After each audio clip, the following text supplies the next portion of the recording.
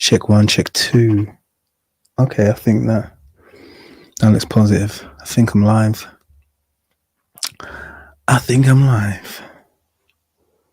Took a little while, but let me know if you can hear me and if you can see me and if you want to see me. I don't know if I want to see myself. I think the camera's going to be coming off soon, but let me know if you're here. I'm good. Thank you, Adam. How's everyone doing? Very, very impromptu live stream. Khalid, how you doing, my brother?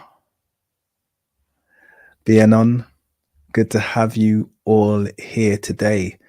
Very impromptu live stream. How many people? 26 people in already. That's amazing. Very happy with those numbers considering I've given you absolutely no warning about this. I actually posted this up, scheduled it for tomorrow, and then I just rescheduled it for now because I thought, you know what, actually, it's late and I happen to be in a very quiet house at the moment. And I just thought, let me do it now. And also, a part of it, me doing it impromptu. Hi, Macy. Zehoven, good to see you all. Is also kind of not wanting to draw too much attention to it in a weird way. I don't know, man. Yeah, Tracy. I did say it was for tomorrow, and I changed it very suddenly. So, yeah, like I said, very impromptu live stream, but it's really good to have you all. 50 in the room now, amazing. Yes, fantastic. Being on one of my Patreons, thank you so much. And just happened to be on YouTube. So yeah, this is the best part of my channel, man. This is the best part. I appreciate your support, but make sure you're always here for YouTube lives, man. Both of your who else is live? You said both of your fave YouTubers are live at the same time. Yatunde, you've changed your name to Bantu Beauties. Tell me who's live. Who am I clashing with? What am I doing?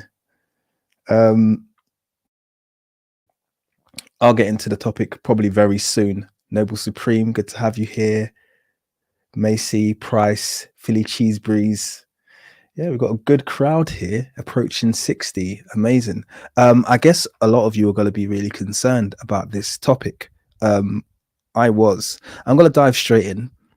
Actually, I'm going to give you a little bit about of course, I remember you, Yetunde. Yeah, I'm going to give you a little bit about the topic as a whole, and also the format for today, which is going to be a little bit different. Well, yeah, a little bit different to my normal live streams, in that this isn't really a subject that I'm going to be taking you through. This isn't going to be a lesson. This is just literally probably like more of a podcast than anything, because I haven't really prepped anything. We're going to be reviewing a couple of people who've already responded to the topic, but for those of you who don't know, Ice T, right? Nice to meet you. I'm going to say hi to everyone. Antimony, nice to meet you. Jehuti, Trigger Happy 262, Adrian, glad to have you all here. Ninki, I've already said hi to Noble Supreme. Thank you guys for being here. 80 people now. Numbers keep going up, which is amazing. So yeah, for those of you who don't know, African Stream is a Pan-African news network. That's the best way to describe it. And they're, in my view, they're relatively new. A lot of people don't know how many subscribers they had. I have a feeling they were around the mid 350s. So I think they had about 350,000 subscribers, because their stuff came up regularly, and I was really impressed and happy with their very rapid growth. They're still on TikTok. That's amazing. I heard they were banned on TikTok. That's amazing news if they are. I actually reached out and I messaged them on TikTok when this happened. But anyway, let me not get distracted anymore, because it's important that people know what this live stream is about and why we're all here. Okay. So African Stream is like I said, a relatively new news network. It's an African news network. They're very much Pan-African, and they very much just give a very unbiased, probably African-centered perspective on the news. They talk about things that other channels don't talk about. They promote positive African news, like things like development that takes place in the nations, in the nations in Africa, new technological breakthroughs, diplomacy that's taken place, the uprisings against the colonial powers, like what was happening in Niger and Burkina Faso. They covered that extensively. And actually, going on to another topic, I think a part of the success, well, I wouldn't say a part of that, I'd say contributing to the success of those movements and the positive press they got was channels like Africa Stream, who were covering it from a African perspective. And it was really important, and I think it had a massive effect not only on people in Africa but also people in the diaspora, and even people who aren't African, who were just happy to see Africa progressing. So even though, from my perspective, at least if I got my numbers correct, they're not like the most massive platform. They were growing clearly very rapidly, and their influence was really, really strong. They had a massive, massive influence on people's perceptions. Now, before I kind of go on, I'm just gonna take a sip of my tea. Forgive me, sorry. Oh, Zayhovens just said even TikTok's compromised. Yeah, I heard today that TikTok has been, yeah, really sad, which is weird because TikTok, I didn't think had anything to do with the US, but we'll come on to that. But anyway, on my channel, I don't really deal with geopolitics. I don't deal with politics at all, actually, you'll note. And this is very much kind of like, the reason I don't deal with politics is that I want my channel to be a history channel. And I did used to do, there was a time in yesteryear, not too long ago, I'd say, maybe about a decade ago, maybe a bit longer than that, when I was very, very active. Like everything I did online was geopolitics. I used to do all the kind of debating and the arguing, and I'm going to be totally honest, I find it very exhausting and very depressing. And in many ways that will sound like kind of like a cop out, but it's true. Like for me personally, that's why I have so much respect for channels like Africa Stream, who are willing to like do this, because it's not an easy thing to do. It's very heartbreaking. I think for me, my breaking point, in fact, I remember this, my breaking point was the war against Libya, because I had so much personally, emotionally invested in the success of Libya as a nation. That was always kind of my go-to when I used to debate with people about Africa. And it's probably one of the reasons why I have probably a different perspective than a lot of people, because I knew a lot of Libyans, by the way, as well, and they aren't as kind of like racially binary as people think they are. They certainly weren't back then. You had a lot of people who were, Libya is very kind of similar back then, at least, was very similar kind of demographically to the south of Egypt. Yeah, so you had that kind of mix there, where you'd have, your kind of, your dark types, you're definitely a whole load of black people, whole load of mixed people, and a few, but not like a massive amount of the Arab types as well. But I had a lot invested in the former ruler, whose name I'm not going to mention because this live stream is probably already being monitored.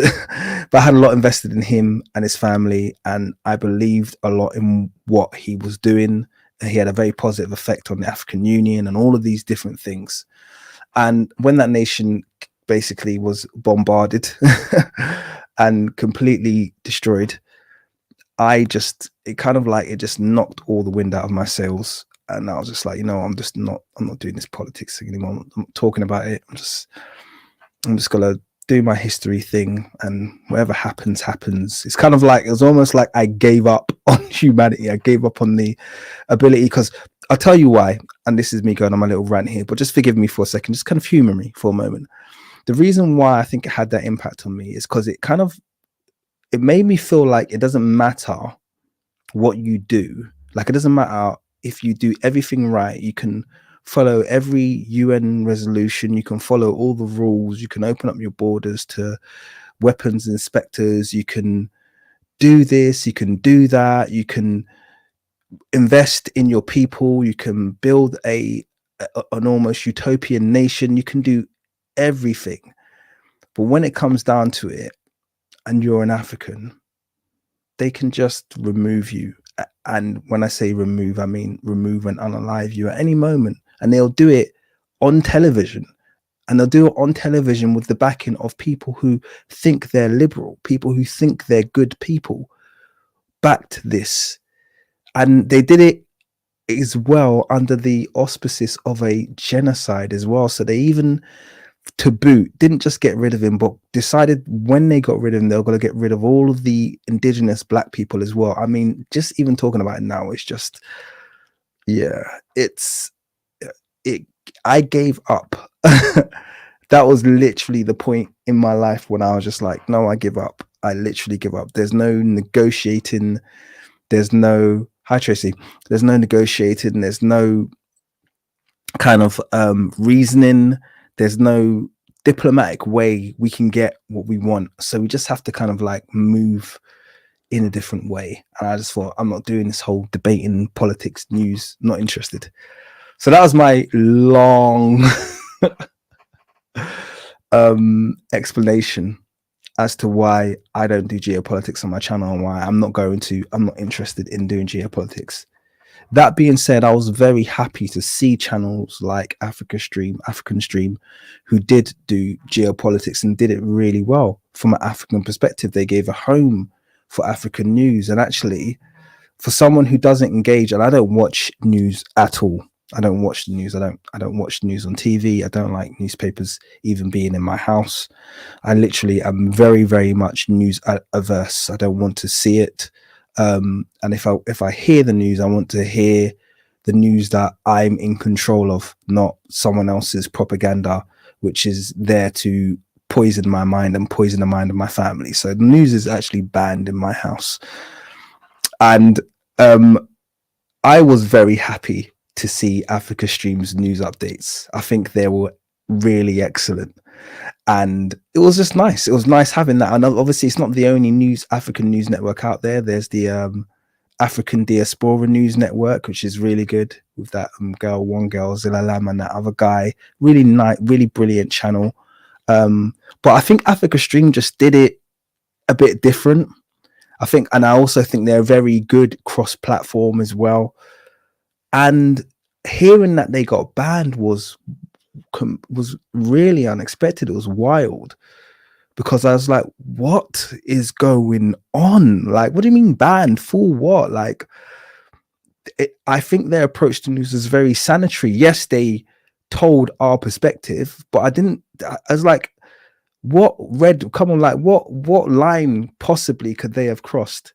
How do you get a channel like that out of here? And that's kind of like, you're going to see the story unfold.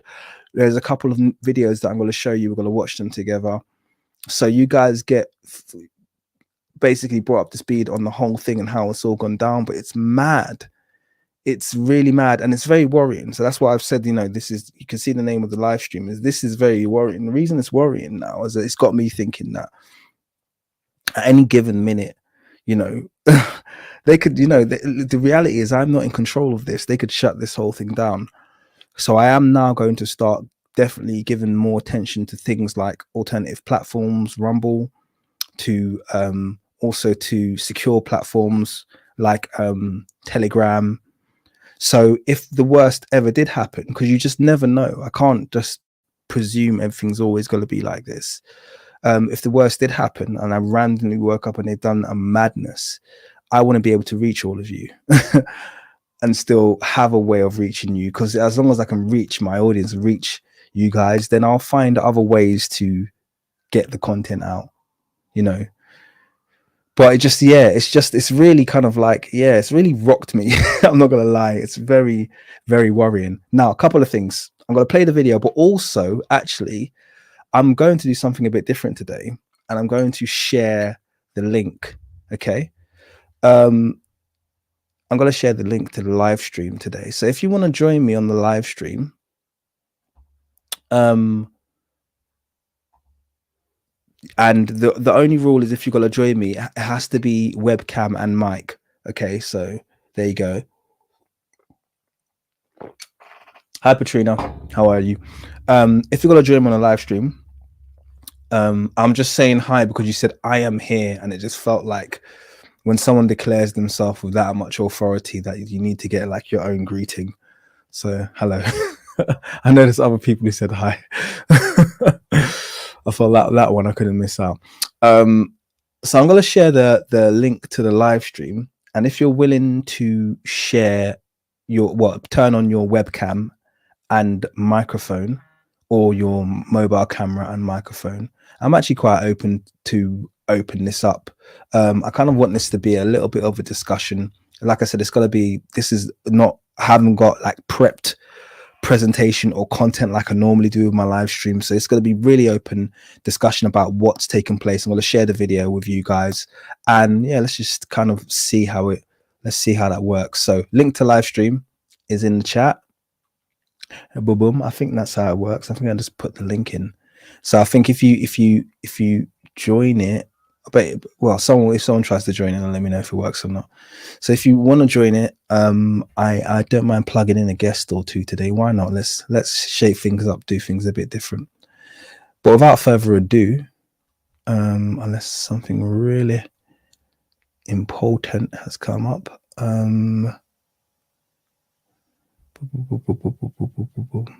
yeah, they were great. A lot of people saying that they used to follow Africa streams. That's a real shame. But nothing, I don't think I've missed anything massive. So I'm going to just add to the stage and the first video that we're going to look at, because they've done much more research. March under attack. So let me know if you can hear. Hi there. So today let me talk about Pan-African content creation in Africa, which is very much under attack. So about 3-4 days ago, the United States Secretary of State Antony Blinken issued a statement claiming, without evidence of course, that the Pan-African YouTube channel African Stream was financed by the Russian media, that is the Russia Today. RT also secretly runs the online platform African Stream across a wide range of social media platforms. Now, according to the outlet's website, African Stream is, and I quote, a pan-African digital media organization based exclusively on social media platforms, focusing on giving a voice to all Africans both at home and abroad. In reality, the only voice it gives is to Kremlin propagandists. Now you know we gotta pause that there.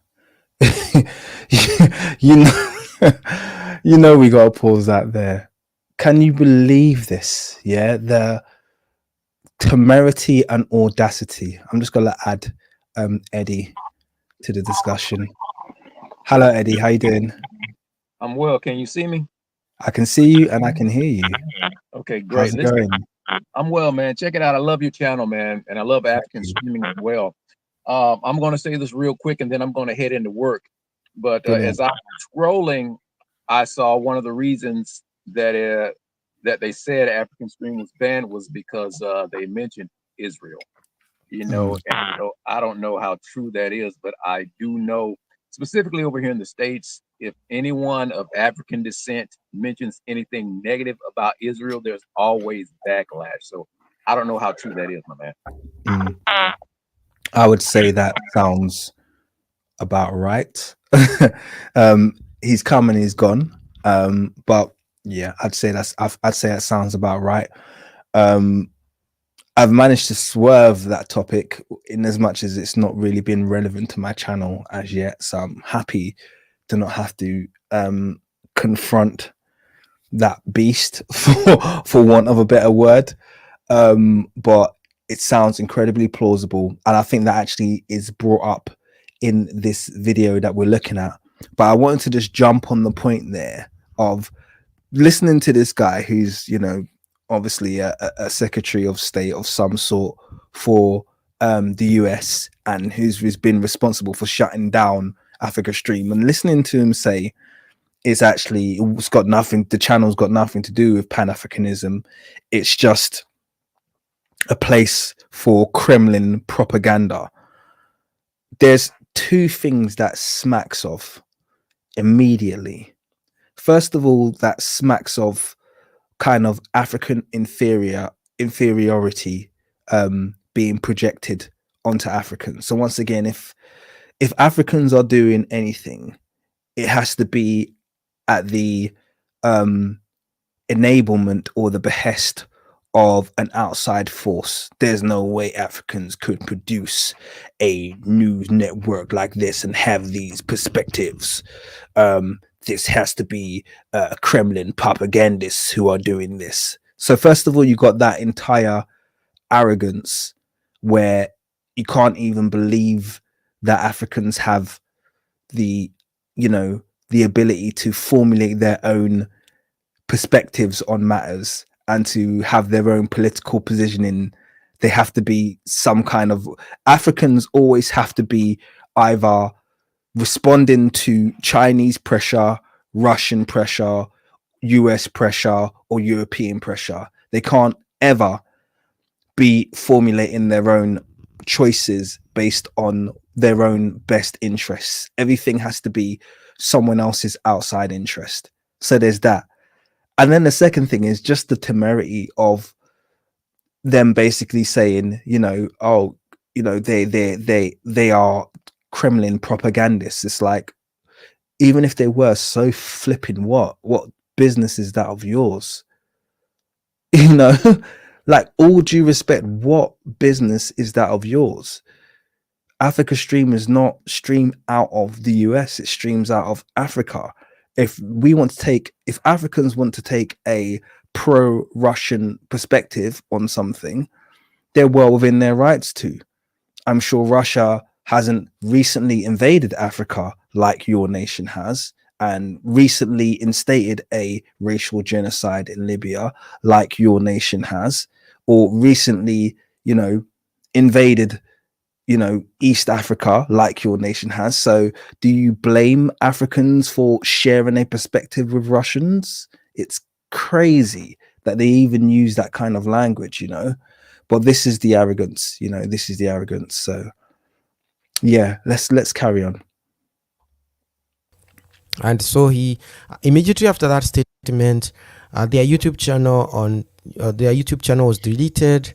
Their Facebook account was also deleted without any explanation as to why.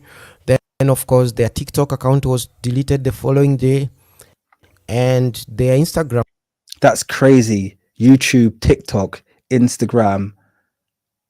What was the other one? He said, it's everything. It's crazy. Facebook, YouTube, Facebook, Instagram, TikTok, all deleted. Like, not just put on hold, but deleted. Like, we're just going to erase your existence. That's bananas. Sorry.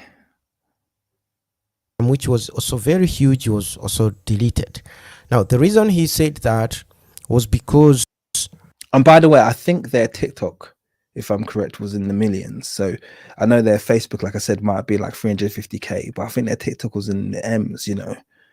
These are large accounts. This is a lot of influence that they're putting out there. And actually, this actually overlaps with something I heard recently on African News Network, which I got to look into. But there's some Westerner, I can't remember. Feel free to have your own research on this, but who is in the process right now of buying up African news outlets. If you know about this, feel free to drop it in the comments, because I've seen it pop up, but I haven't actually gone into detail on it yet. I think it appeared on the Africa Diaspora News Network's channel. They were talking about this Western conglomerate or this Western individual who's trying to buy up African news networks. So you can see this is a really dangerous position that we're in, because we're in the era of independent news, and we're building up these independent news outlets. And it seems like the new tactic from the West is to either buy them out or close them down. And so then we're going back so they're basically trying to make all of the independent news networks controlled or not exist. This is really dangerous, and all of this does come off the back of the censorship that we underwent during 2020 for some reason, which I'm not going to mention. But a lot of censorship laws were passed. A lot of people don't realize that was linked to a lot of what went down then. A lot of what went down in 2020 had less to do with some kind of airborne ailment. I'm just dropping clues out here. I'm deliberately using the wrong words so you can understand what I'm talking about. It had less to do with airborne ailment and more to do with actually putting control around the freedom of information, because that is the main thing that took place during that period of time. Okay, just bear that in mind. That's why we are where we are now, and they can click their fingers and a news network with millions of subscribers across platforms can instantly disappear. That couldn't happen before 2020. So just, bear that in mind. Let me go to that. So as you know, the African Stream is a Pan-African YouTube. It started as a short YouTube, or the YouTube Shorts platform, that was making these smaller mobile videos on YouTube and TikTok. So their TikTok account and their YouTube account was very, very active because of those short version videos. They later started making long form videos where they would do podcasts, like the one I'm showing you right now. That was a podcast. And what happens basically is that they talk to Pan-Africanists and then ask them whether they can come to their show and talk about Africa. And as you can see, like in this photo here, these are guests who are Pan-African. One of them is actually wearing a shirt written Pan-Africanist. So you can see that's what basically I'm talking about. And in this one, they were talking about what? They were saying that they are anti-imperialist video. And so I'm just going to pause it there really quickly, just because he mentioned, obviously, the way they started was doing shorts, and then it kind of blew up from there. And that's actually very similar to the way my channel started, where you're out there just making content, and before you know it, the wheels start turning. You start to gather some momentum. It starts to catalyze. People start sharing your content. As a result, you get better at doing what you do. And I'm just looking from the perspective that the news that is produced on Africa Stream, many other things that actually have just taken place, just thinking in retrospect now, I just wouldn't know about. And it's so scary that independent channel like this, who've dedicated themselves, because that's what people don't see, the amount of time and effort and dedication it takes. I mean, look at the investment they've probably made in the branding in the studio. They probably got employees. This isn't just, when they know what they're doing when they've shut them down in this abrupt manner. Even if they was to kind of like maybe reinstate their accounts, which I'm not going to hold my breath for, but it would be wonderful if we could even think about what kind of joint effort we could make to see, what kind of pressure. Is there anything we could fill out? Is there kind of some kind of petition? It would be good to see what we could do to try and get them reinstated. There's a lot of very capable and handy people who are in this live stream right now, who have helped me so much over the time that I've been doing what I'm doing. And, is it a case that we need to open up a couple of change.org petitions and get them going around? We shouldn't just be taking this lying down. That's all I'm going to say. If we don't do nothing, then nothing gets done. So if you know of anything that's being done in terms of a petition or a GoFundMe or anything like that, let's share it, and let's try and offer our support, and let's try and do what we can to get this up and running again, because I'm sure people have also lost their livelihoods, which isn't ideal, you know. Elon is the biggest. Oh, please don't mention Elon. I can't stand that guy. Talked about anti-imperialism. They were talking about, mostly they talk about African issues. If you go to their website, they have Africa, they have a page for South Africa, a page for West Africa, North Africa, East Africa, Central Africa, and so on. So they only talk about Africa and mostly issues that affect Africans. They don't talk mostly about the West, they talk about us. Well, the reality there is, and I have to state this quite plainly, being pro-Africa is being anti-imperialism 99% of the time. So this is the thing, the inevitable situation you're going to find yourself in is if you're going to be pro-African, it's going to put you at enmity with the West. You know, if you want Francophone African nations to progress, then the obvious thing that you want to do is you want to end French imperialism. You know, if you want ECOWAS nations to progress, then the obvious thing that you want to do is you want to end the exploitation of BP and Royal Dutch Shell and ExxonMobil. If you want, you know, and I could go on and on and on and on. The reality is that the biggest headache for a majority of African nations in existence right now is the exploitative and deconstructive presence of Western powers. That is just a fact. So it's almost an impossibility to be pro-African, pan-African, and not be anti-West, because the West make it very, very clear that they protect their interests in Africa, and their interest is normally our disadvantage or our our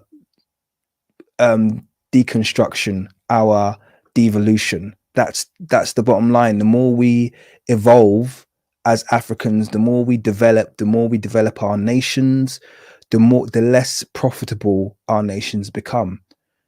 That's why the most minerally rich nation on the planet, Congo, is also the poorest nation on the planet. That's why the two go hand in hand, because if it's the poorest nation on the planet, then you're always going to get what you want, either for free or for incredibly cheap.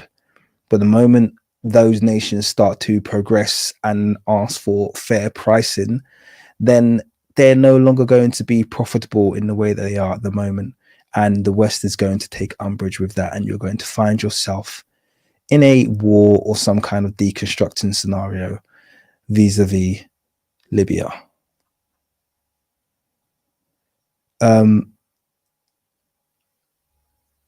Feel free, by the way, I'm going to put the link back in the chat again. If you want to join me, the link's in the chat. I don't mind having a guest join me. Just make sure you have your webcam and your mic on. Yeah, and join me for a chat if you want to add some input. And the other thing is that it's becoming unwritten rule or a crime for African media to talk about the West, which is understandable, but they've also gone ahead to say that you cannot talk about ourselves now. For example, if you go to any media house, you can go to Daily Mail, for example. Up there they have you go to Daily Mail, up there you find they have a page for Africa. You go there, they have so many stories on Africa, right? You go to Al Jazeera, the same thing. You go to BBC, they actually have a bureau, a huge office in Nairobi, Kenya, and another one in South Africa, and another one in Nigeria, dedicated to creating content on Africa. Same goes for DW. They have a very huge bureau in Africa, in Nairobi, and another one, I think, in Ghana or Nigeria, talking about Africa. The same also applies to France 24. They have a huge bureau somewhere in West Africa. They also have another one, I think, in Nairobi, that talks about African stories, and they are everywhere, and they talk about us. Now, if you look at these the Guardian, you see the kind of stories they talk about. They will never talk about positive stories.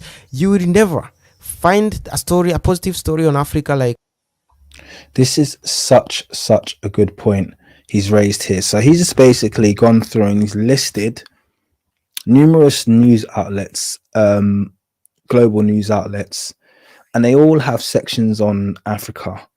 And yet we all know what, I mean, how many people when they, if for those of you who do watch the news, how many people when they watch the news or they have a newspaper or they find themselves on a online news resource, run to the Africa section for some good news? How many people do that? How many people go, oh, listen, I need to go to the African pages, see what's going down in my hometown, man?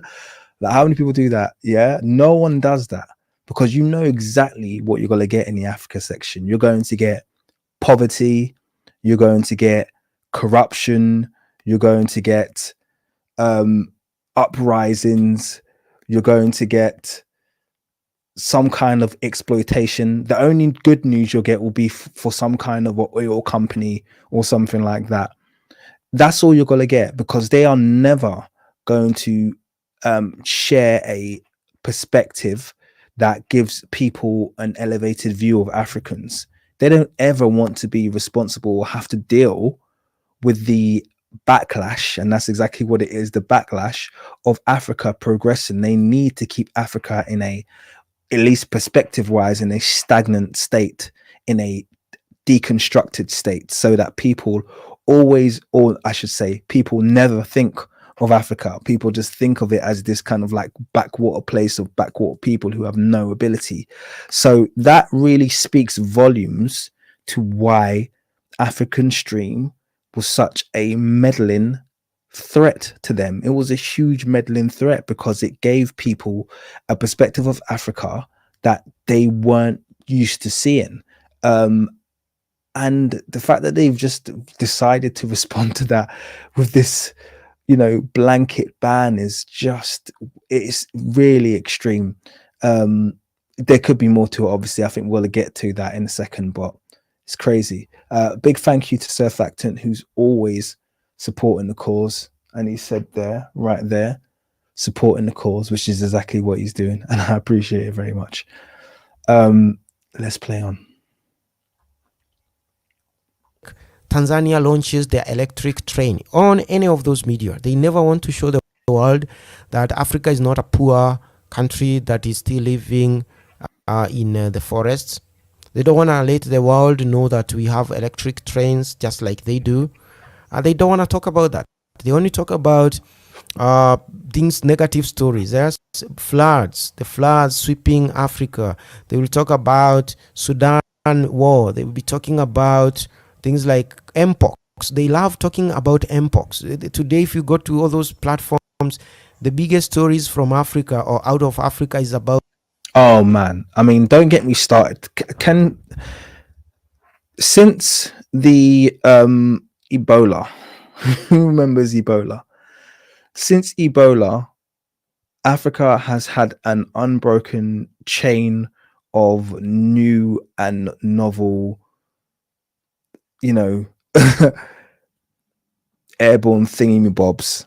I'm just going to call them that. You know what I'm talking about. I'm just trying to not put keywords in that are going to get me flagged. But they've had an unbroken chain of airborne thingy-bobs. And they're always creating new ones, you know. 1 minute it's monkey this, next year it's going to be gorilla that, and then there's going to be the leopard this and the lion that, and this, that. And they just, there's always something new, always some new thing to say. Close your borders, can't trade it. I can tell you from firsthand that the Ebola outbreak back in 2013, 2014 completely destroyed the ECOWAS economy. Nations that didn't even have it were basically had their trade completely destroyed. And at that moment in history, a lot of nations in that part of the world were progressing very, very fast, very rapidly growing economies. And they are still feeling the kind of effects from how much that set them back. They're kind of building back, but then you've got this whole problem with this massive they've got huge pressure from the currency. Currency inflation is a huge deal in that part of the world, and you can always stem this back to some kind of external threat that is being propagated by their news outlets. So, you know, put it all together and you realize how powerful news outlets are. And if we have news outlets that are growing fast and they contradict, and they actually, imagine the power of being in a situation where, you know, to be clear to most of you guys, Africans love the news. Yeah. And I know that's going to sound like a really, generalizing and extreme statement, but I need you to understand this. If you're on this live stream, yeah, you will know this if you're African. Yeah, Africans love the news, particularly the generation above mine. They love the news. Yeah, it's like a ritual to sit down and to watch the news. And when I say the news, I mean BBC News 24 or one of those kind of like outlets. They love watching the news. And if it ever came to a situation where we started watching our news over the news that we're hand and spoon fed by them, they would be in a very disadvantageous position. So you have to understand the threat is really big. The threat is big. Yeah, let me just give a massive shout out to Tracy. Thank you so much for your very generous donation of $10. She said, exactly, no positive energy of Africa in major news anywhere. Never, unless there is gain for the provider of information. Absolutely. You know, this is the thing. They're only, and the only time you hear them singing from our hymn sheet is when they want something from us. So it's like one of my favorite recent examples, and this is obviously not related to Africa, but I'm sure most of you will be able to empathize with this, is Trump. Yeah, when Trump was becoming a threat to the establishment, what card did they play? It was like, oh well, Trump's a rated assist. Yeah, he's a rated assist. They go, oh my god, this is horrible. Oh my gosh, did you hear what he's saying about this? And I'm just thinking to myself, every president in the history of the US has been a rated assist. Yeah, like much worse than this current dude. Yeah, but why? It's because you want us. That's the thing. You want our support. You want us to hate him like you hate him. So you're going to manipulate us, and you're going to act like, well, we're on your side. It's like, come on, like, you can't fall for that because you're never on our side. So I'll reserve my own, you know, judgment for how I'm going to call this person. But you know, the one thing I'm not going to call him a racist, because you call him that. And whatever you call him, I ain't going to share your perspective. So if I do end up hating him, I'm going to hate him for something completely different to that. Yeah. I'm going to hate him because I don't like his hair. Yeah. Or I don't like his orange tan or something. I'll find some other reason to dislike him. But I promise you, you're never going to hear me calling him that thing, because the moment you've told me to call him that, yeah, you who are the most that thing have told me that I must call him that. I'm going to do the exact opposite. You don't get to control me. Yeah. So you don't get to control me. I will call him something else. Yeah. You can have that. You can have that perspective. But when you've had your presidents that are far more that than him, yeah, far more that than him, you never called them that. And I'm going to reflect this back to the UK now, actually. So for everyone. So the UK's last prime minister before Rishi Sunak was a guy called Boris Johnson. Boris Johnson is on record calling black children pickaninnies with watermelon lips. They have him on record saying that. Boris Johnson has been caught on multiple occasions being outrageously racist. Outrageously so. Yeah. The media has never called him that.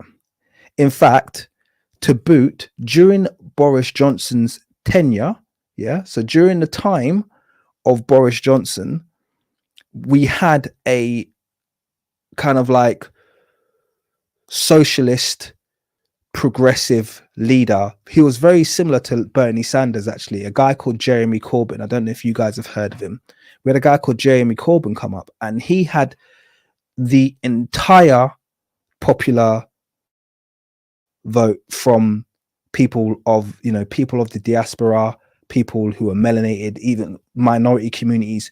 We all backed Jeremy. In fact, that was the first time I voted ever. Okay, I don't vote. I just don't participate in it. I think it's stupid.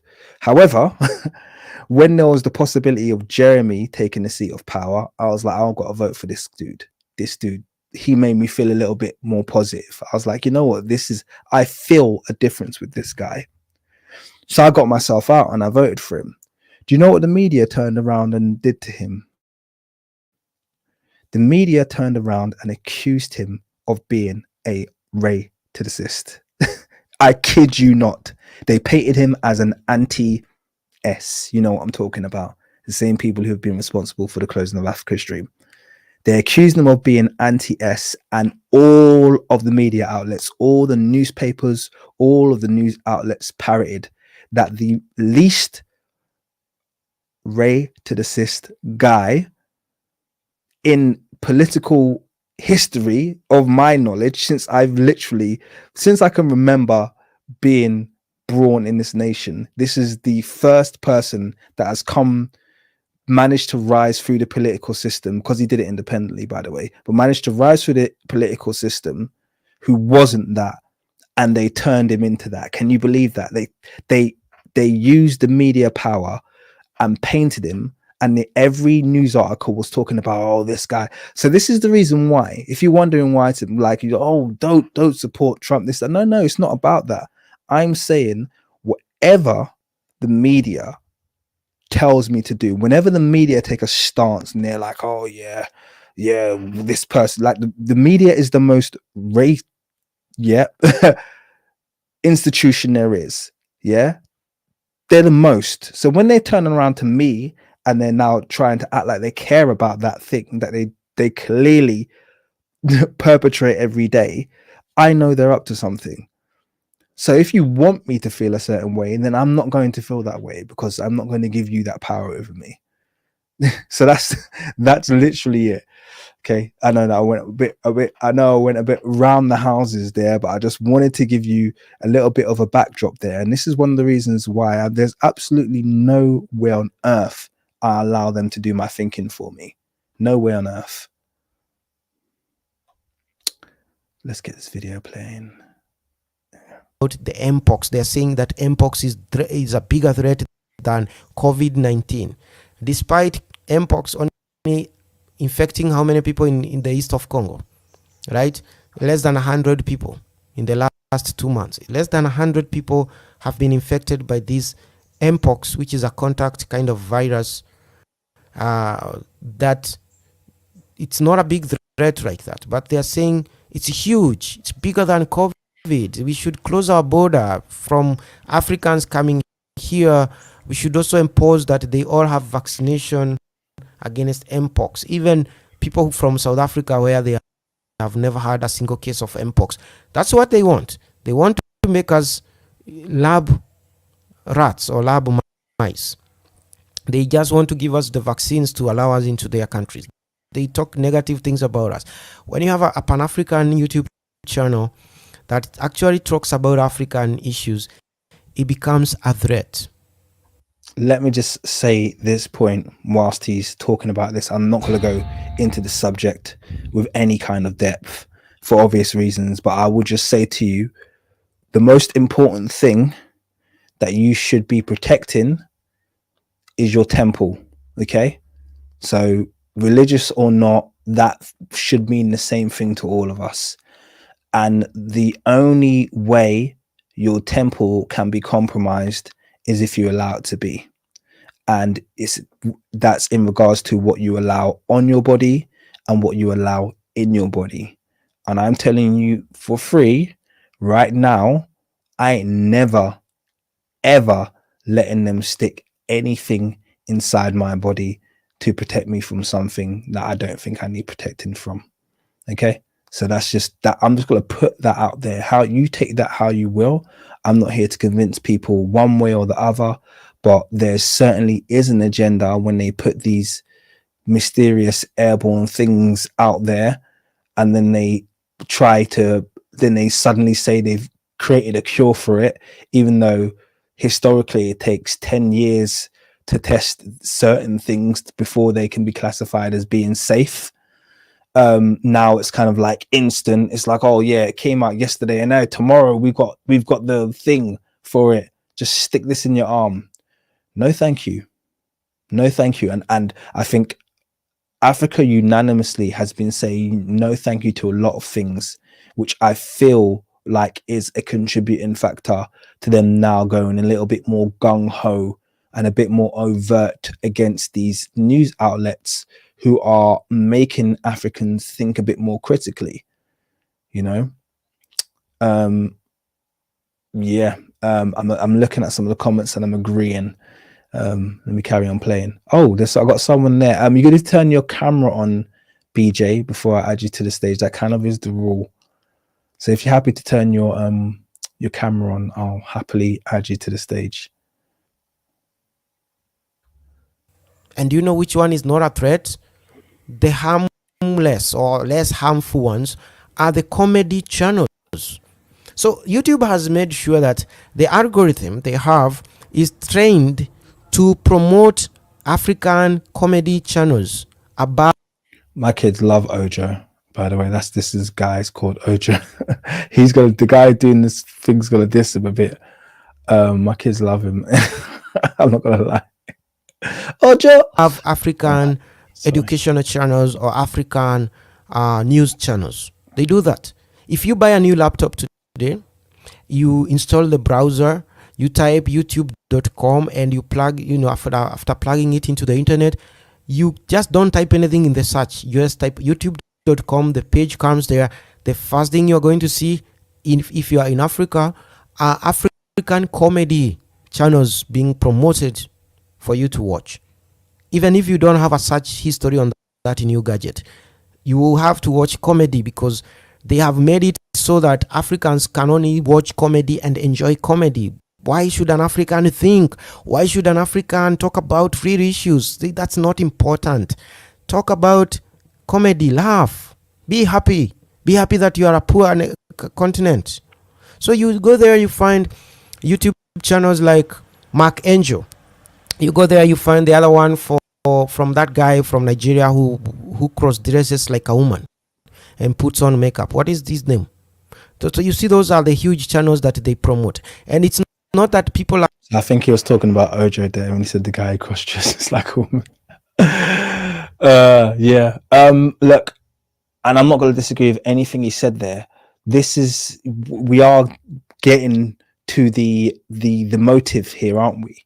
Because the motive is definitely very clear. It's the issue is they have such a monopoly. A lot of people, perhaps outside, if you're outside of Africa, you might not know, but Western media has a monopoly on African news.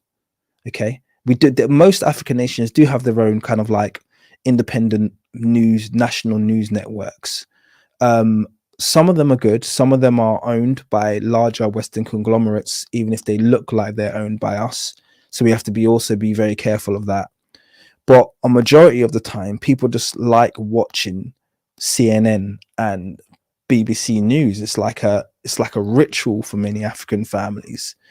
They love having it on, and having that they've always taken for granted that they're always going to have the hearts and the minds of African people in terms of our moral barometer, in terms of what we think is right and wrong. This is why Africans, there's no coincidence that Africans default to supporting the West. Okay, that's not by accident. The Africans default to supporting the West. Okay, I'm just gonna pop you on mute for a split second. That's not an accident. That is very, very much the result of ongoing programming. So, you know, we have an allies mindset when it comes to our outlook, and that's because they're in control of the news outlets now. However, if we get to a stage where we have these independent news outlets and the next generation are utilizing them as their default position for their perspective of news, this just basically puts everyone in the wild, wild west. There's no more guarantee that you're going to have the hearts and the minds of African people. So there's a huge, there's a huge gamble here, and they're trying to basically stack the chips in their favor. BJ, nice to meet you, brother. How are you doing? I'm doing good. How about you? Oh, so that's a sister. Sorry. Okay. You're Okay, very dark everybody. image. How are you? You okay?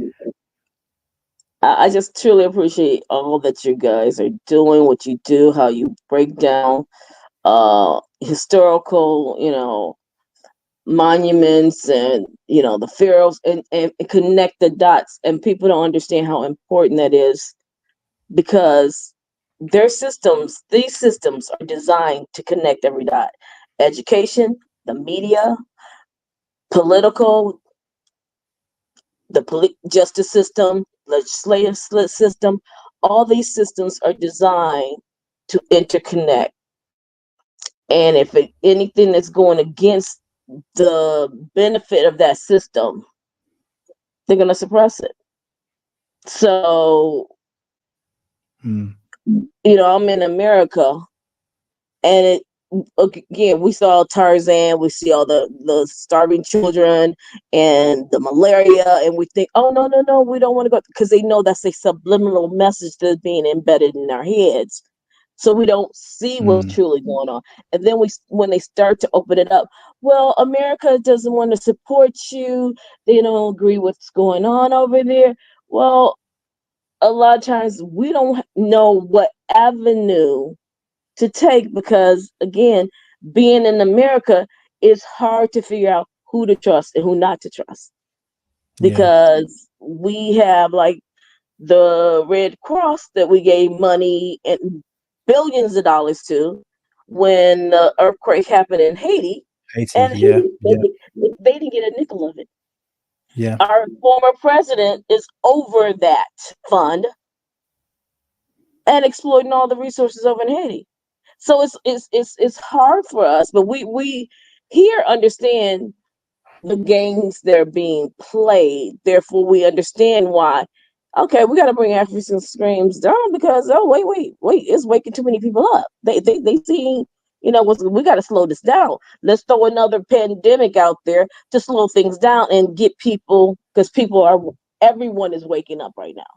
Absolutely. And they don't want no one to wake up, because they lose power in the truth, and that's why they've always distorted the truth. Absolutely, agree 100%. Agree 100%. I think your point around Haiti was very, very poignant. I remember when that happened, and American Red Cross, I think, like you said, they raised nearly $1 billion. They claimed they spent 130 million of the $1 billion they raised. And then they said this out loud as well. They didn't whisper this. They said, we're going to keep the rest of the money back for future emergencies that might take place. Development. What? Like, people didn't give you money for future. They gave you that money to give it to Haiti. You were just literally a conduit to it. And they were like, no, we'll keep this. We'll keep this. We like the feel of this money. We'll hold on to it for a little bit. It's unbelievable, but only an American company could get away with that kind of outrageous theft. Well, I mean, but they all do. They just hide it in different ways. I mean, this whole system that this world evolves under, it makes us being different from you.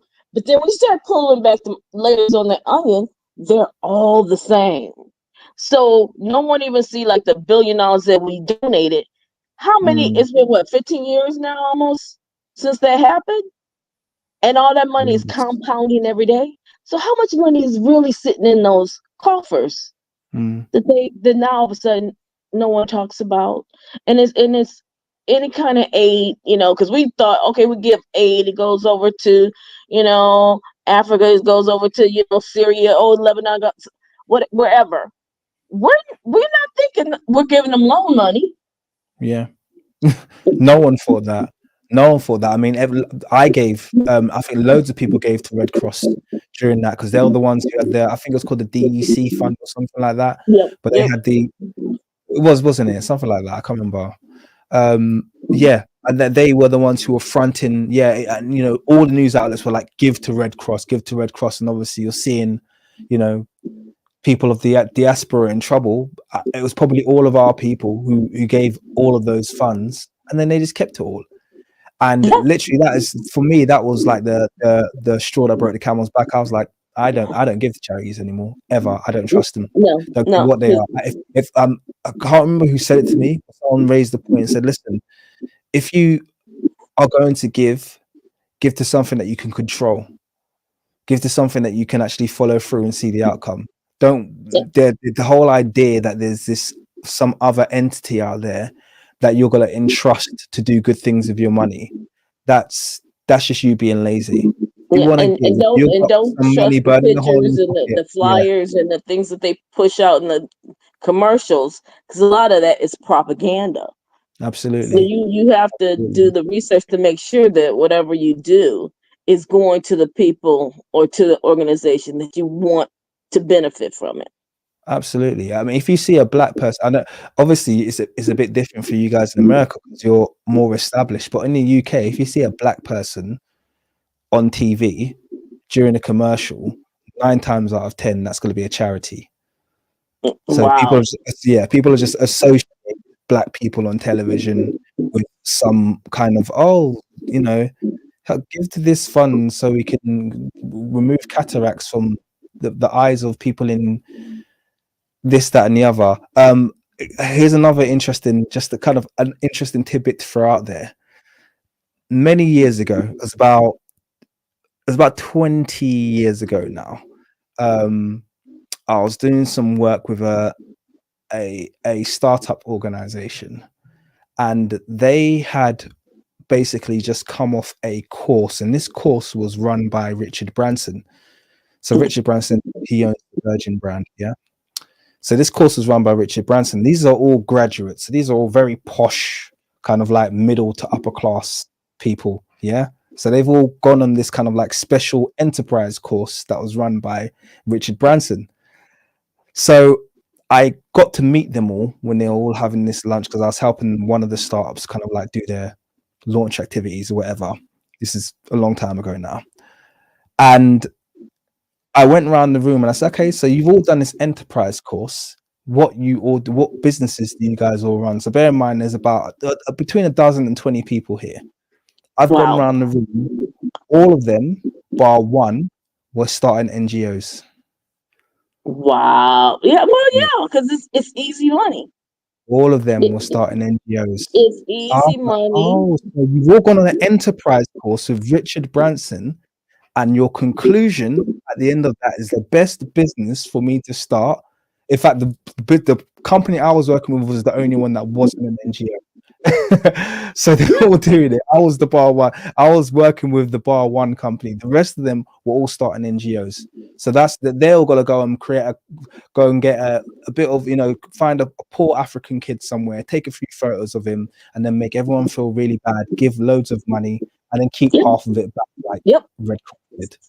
So go, fly in, stay at the best resorts, then rent somebody to take you into one of the little villages, talk to 20 people, get some little snippets, and then you're making money hand over fist for years to come.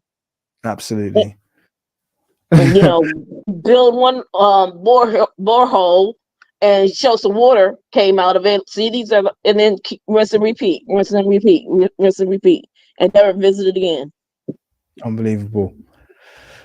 Yeshua, I've unmuted you now. Sorry about that, bro. I know you've been waiting for a long time. Just wanted to give BJ a chance to speak. No, it's okay. No, that's fine. That's okay. I'm not. I'm just listening. Yeah. No, brother. I just want to commend you on what you do. I watch you all the time. I'm from the United States as well. I hate to say that because I'm not a person who loves America. I really don't. So, but yeah, but I just want to, give you a shout out, man, and let you know that you're doing a very impeccable, incredible job. And Thank you. I like the way you dealt with that racist, that historian. That's supposed to be he's supposed to be a historian. And I wrote him before. I commented on his videos before, and I told him, I said, "You a clown." I said, "I've never seen someone every time something black comes up, every time something black, he has to come on and try to refute it." I said, "He's a cold-blooded racist." Now, Yeah. and I wrote there. I said, for those folks who listen to this guy and like what he's saying or agree with him, there's something wrong with you to think that way. It really is. There's something wrong with you to think every time Mm. someone says something is black, the Egyptians are black, the Sumerians, the ancient Sumerians were black, or somebody was black, y'all come on and try to refute it. I think that is the most racist thing. When you know there are white historians who have said these Mm. people were African people. When we know there were white historians who have came forth and said, no, the Sumerians came from an African tribe. They were a branch of an African tribe who went into the Mediterranean. That's who they are. So Absolutely. I don't understand. I get it. They want to remain white. They want to remain their superiority when it comes to academia, historical data, etc. I get it. They want to remain in control, but at the same time, I'm like, this gets really ridiculous after a while, and we're having the same old arguments with these folks, with these white Egyptologists who are racist. They're the reason why we got these conversations. It's because of them. This the reason why we got a lot of these conversations, because they went on and lied for so long. So, but I always want to thank you, brother. Thanks for allowing me to come on and share, because I always want to thank you. I like your artifacts. Is there a way is there a way that I can purchase some of those artifacts that you do? I need to get more organized first of all. Okay. Okay. Is right. the long story short. I have a queue of patrons. Patreon, basically, my top tier patrons get printouts, but I've got a backlog that I owe them. So they're going to be a bit angry with me. I've got a backlog that I've got to send out a whole another batch. Right. But my top tier patrons get printouts, and that's so far the only way you could get them. But I do need to organize it all, because a lot of people do want to kind of I get the fact that people want to kind of like put the reconstructions on their walls, or maybe just have some kind of other access to visually have them.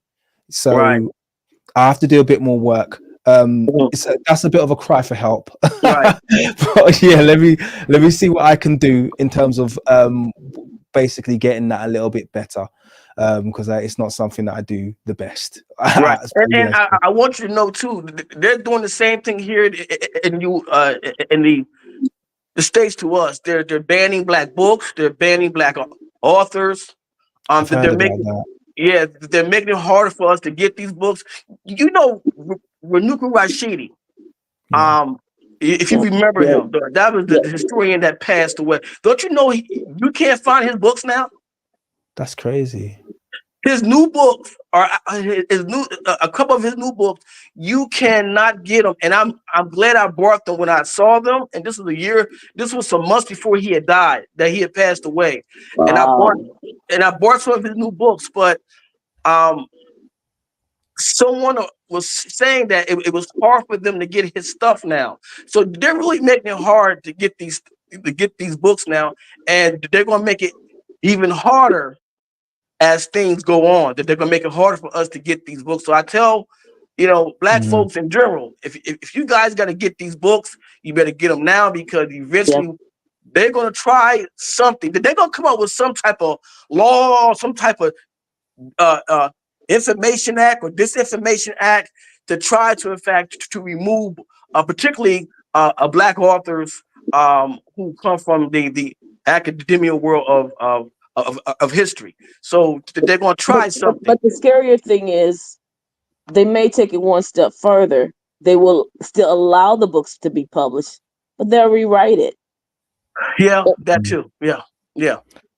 So thank you first of all for that input. That was a really good point, and I think that is a bit of a good segue into what I was talking about initially at the start of the stream, which I'm probably going to repeat now for the people who have just joined, and that's that obviously what's happening with African Stream and this kind of like, you know, the fact that this network with millions of followers disappeared overnight should be very concerning to everyone. It's concerning to me. So one of the things that I think is highlighted to me is that there is a definite need to proliferate our connections. Yeah. So if you're a subscriber to me on YouTube, I would encourage you, and I'll probably need to put some links, but you can probably find them through my channel and stuff, to try and connect with me on my other networks. I'm also going to be creating new connections as well. So I'm going to try and get Rumble, which is a bit more independent. And I'm going to also probably start a Telegram as well. I don't know how often I'll do updates on the Telegram, but if I at least have that, and most of my subscribers are on the Telegram, if the worst came to worst and anything happened to my YouTube, I could redirect you somewhere else where you could still get my content. And then you still have access to your content. Exactly. Yeah. And I still have it, obviously. Yeah, I obviously have my videos.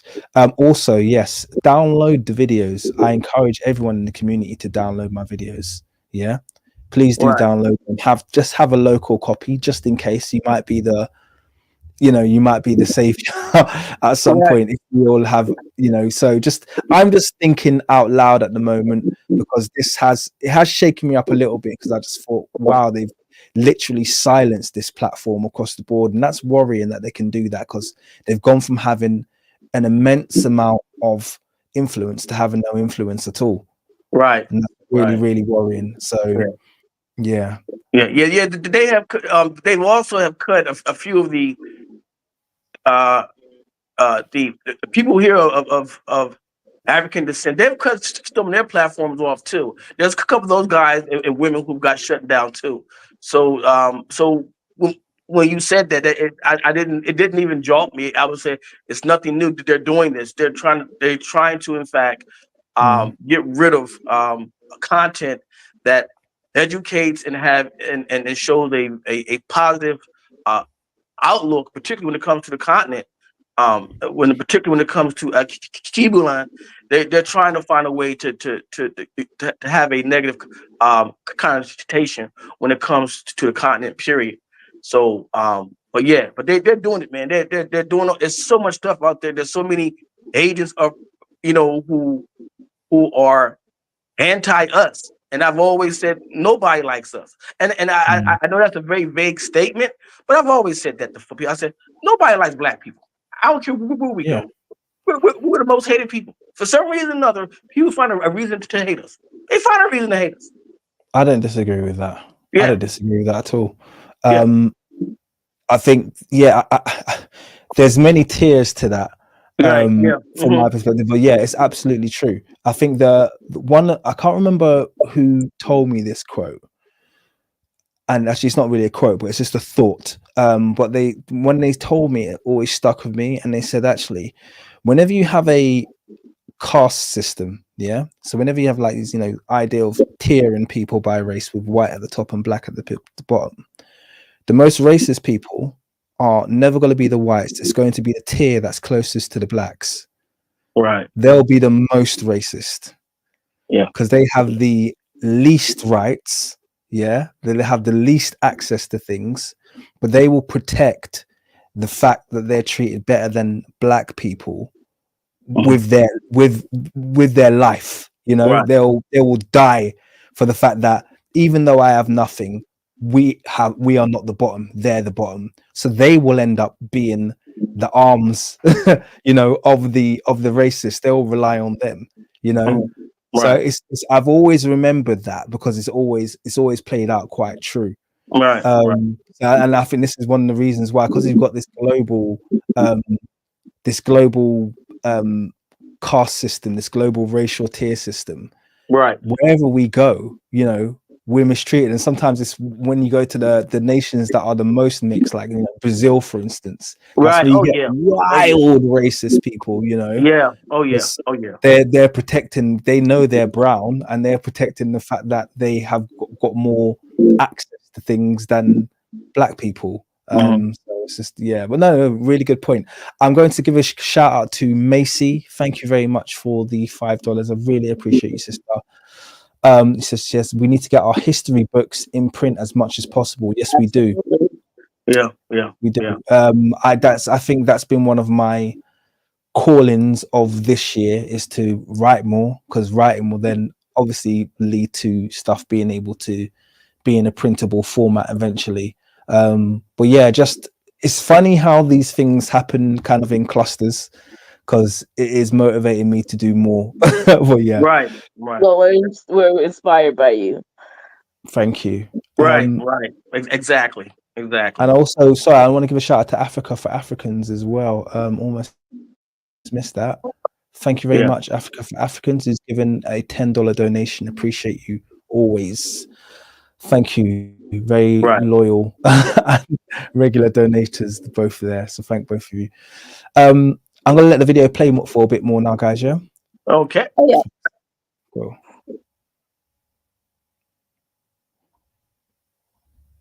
If it will play, will it play?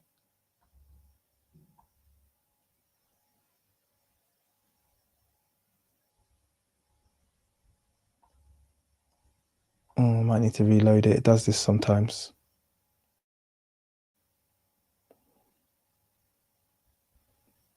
Okay, I'm just going to reload it because it looks like it's playing up. Let me remove it and add it to the stage again. And I think we were about here.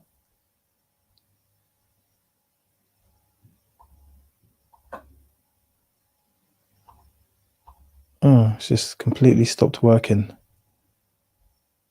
All right, bear with me, guys. Let me, I might have to refresh my stream. That talks about African stories, and they are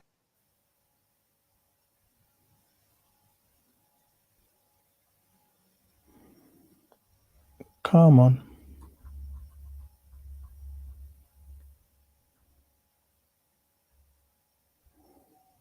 There's a bit of a delay on my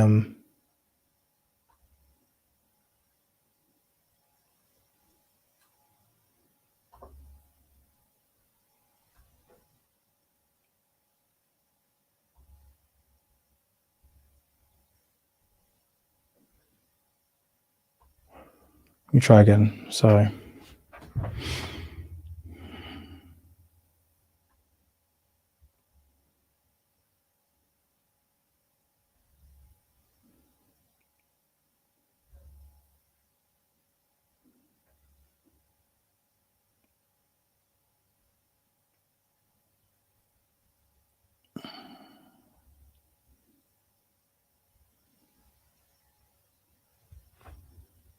Okay, I think I'm going to have to completely reload it. Let me add it again. See if that works.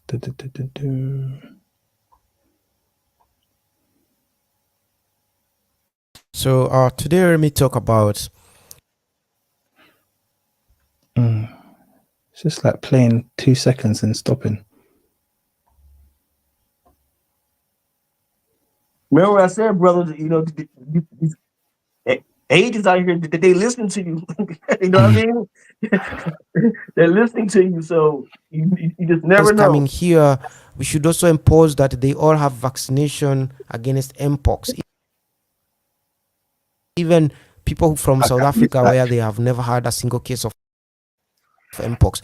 That's what they want. They want to make us lab rats or lab mice. They just want to give us the vaccines to allow us into their countries. They talk negative things about us. When you have a Pan-African YouTube channel that actually talks about African issues, it becomes a threat. And you know which one is not a threat? The harmless or less harmful ones are the comedy channels. So YouTube has made sure that the algorithm they have is trained to promote African comedy channels above African educational channels or African news channels. They do that. If you buy a new laptop today, you install the browser, you type youtube.com and you plug, after plugging it into the internet, you just don't type anything in the search. You just type youtube.com, the page comes there. The first thing you're going to see, if you are in Africa, are African comedy channels being promoted for you to watch. Even if you don't have a search history on that new gadget, you will have to watch comedy because they have made it so that Africans can only watch comedy and enjoy comedy. Why should an African think? Why should an African talk about real issues? That's not important. Talk about comedy, laugh, be happy. Be happy that you are a poor continent. So you go there, you find YouTube channels like Mark Angel. You go there, you find the other one from that guy from Nigeria who cross dresses like a woman and puts on makeup. What is his name? So you see, those are the huge channels that they promote. And it's not that people have those comedy, which they are not bad comedy, but the algorithm is trained to force people to watch it. They just have to force you to watch it. If you're from Kenya, if you're from South Africa, Zambia, you go to YouTube, you won't see Zambian content, you see those comedy things. They've identified some comedy channels that they want to promote in Africa. And they've throttled traffic to Pan-African YouTube channels like Tunacheki, like African Insider, like Dispro. They've throttled content creator to African diaspora. They've now deleted African Stream because it was becoming fast and powerful and strong. They had to delete it and accuse it of receiving money from Russia. And what Anthony didn't tell the world is that you don't need so much money to create content. All you need is a camera. You can even use an old camera because the social media doesn't care about the type of quality of video. Even 720 pixel or P can work on YouTube. Even 360p can work, and people still get the message. He's speaking a lot of facts there. Just thought I'd pause it there and just share with everyone. He's speaking a lot of facts there. You don't need $1 million to start a content channel, to start sharing content, start sharing ideas. Okay. And a lot of channels start small, and then they may go up in development value as time goes on, but they'll start small. And you don't need $1 million, like he said. They didn't need funding from Russia. I think it's an excuse. I think they know that they're not funded from Russia. I think this is an opportunist move by, I think it's an opportunist move, basically, to get rid of a African-centered, pro-African, pan-African news network that had a lot of potential to basically infiltrate the minds of young Africans, which is what they want to, what they want to do,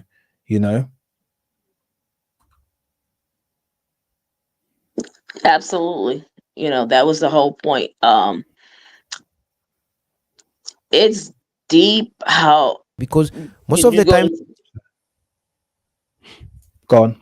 You go to school and you talk about history and you talk about all these systems, and they make it all seem so it's for the people and we're here to make people like lives better. And then you start I always say peeling an onion back and you see it's just the opposite.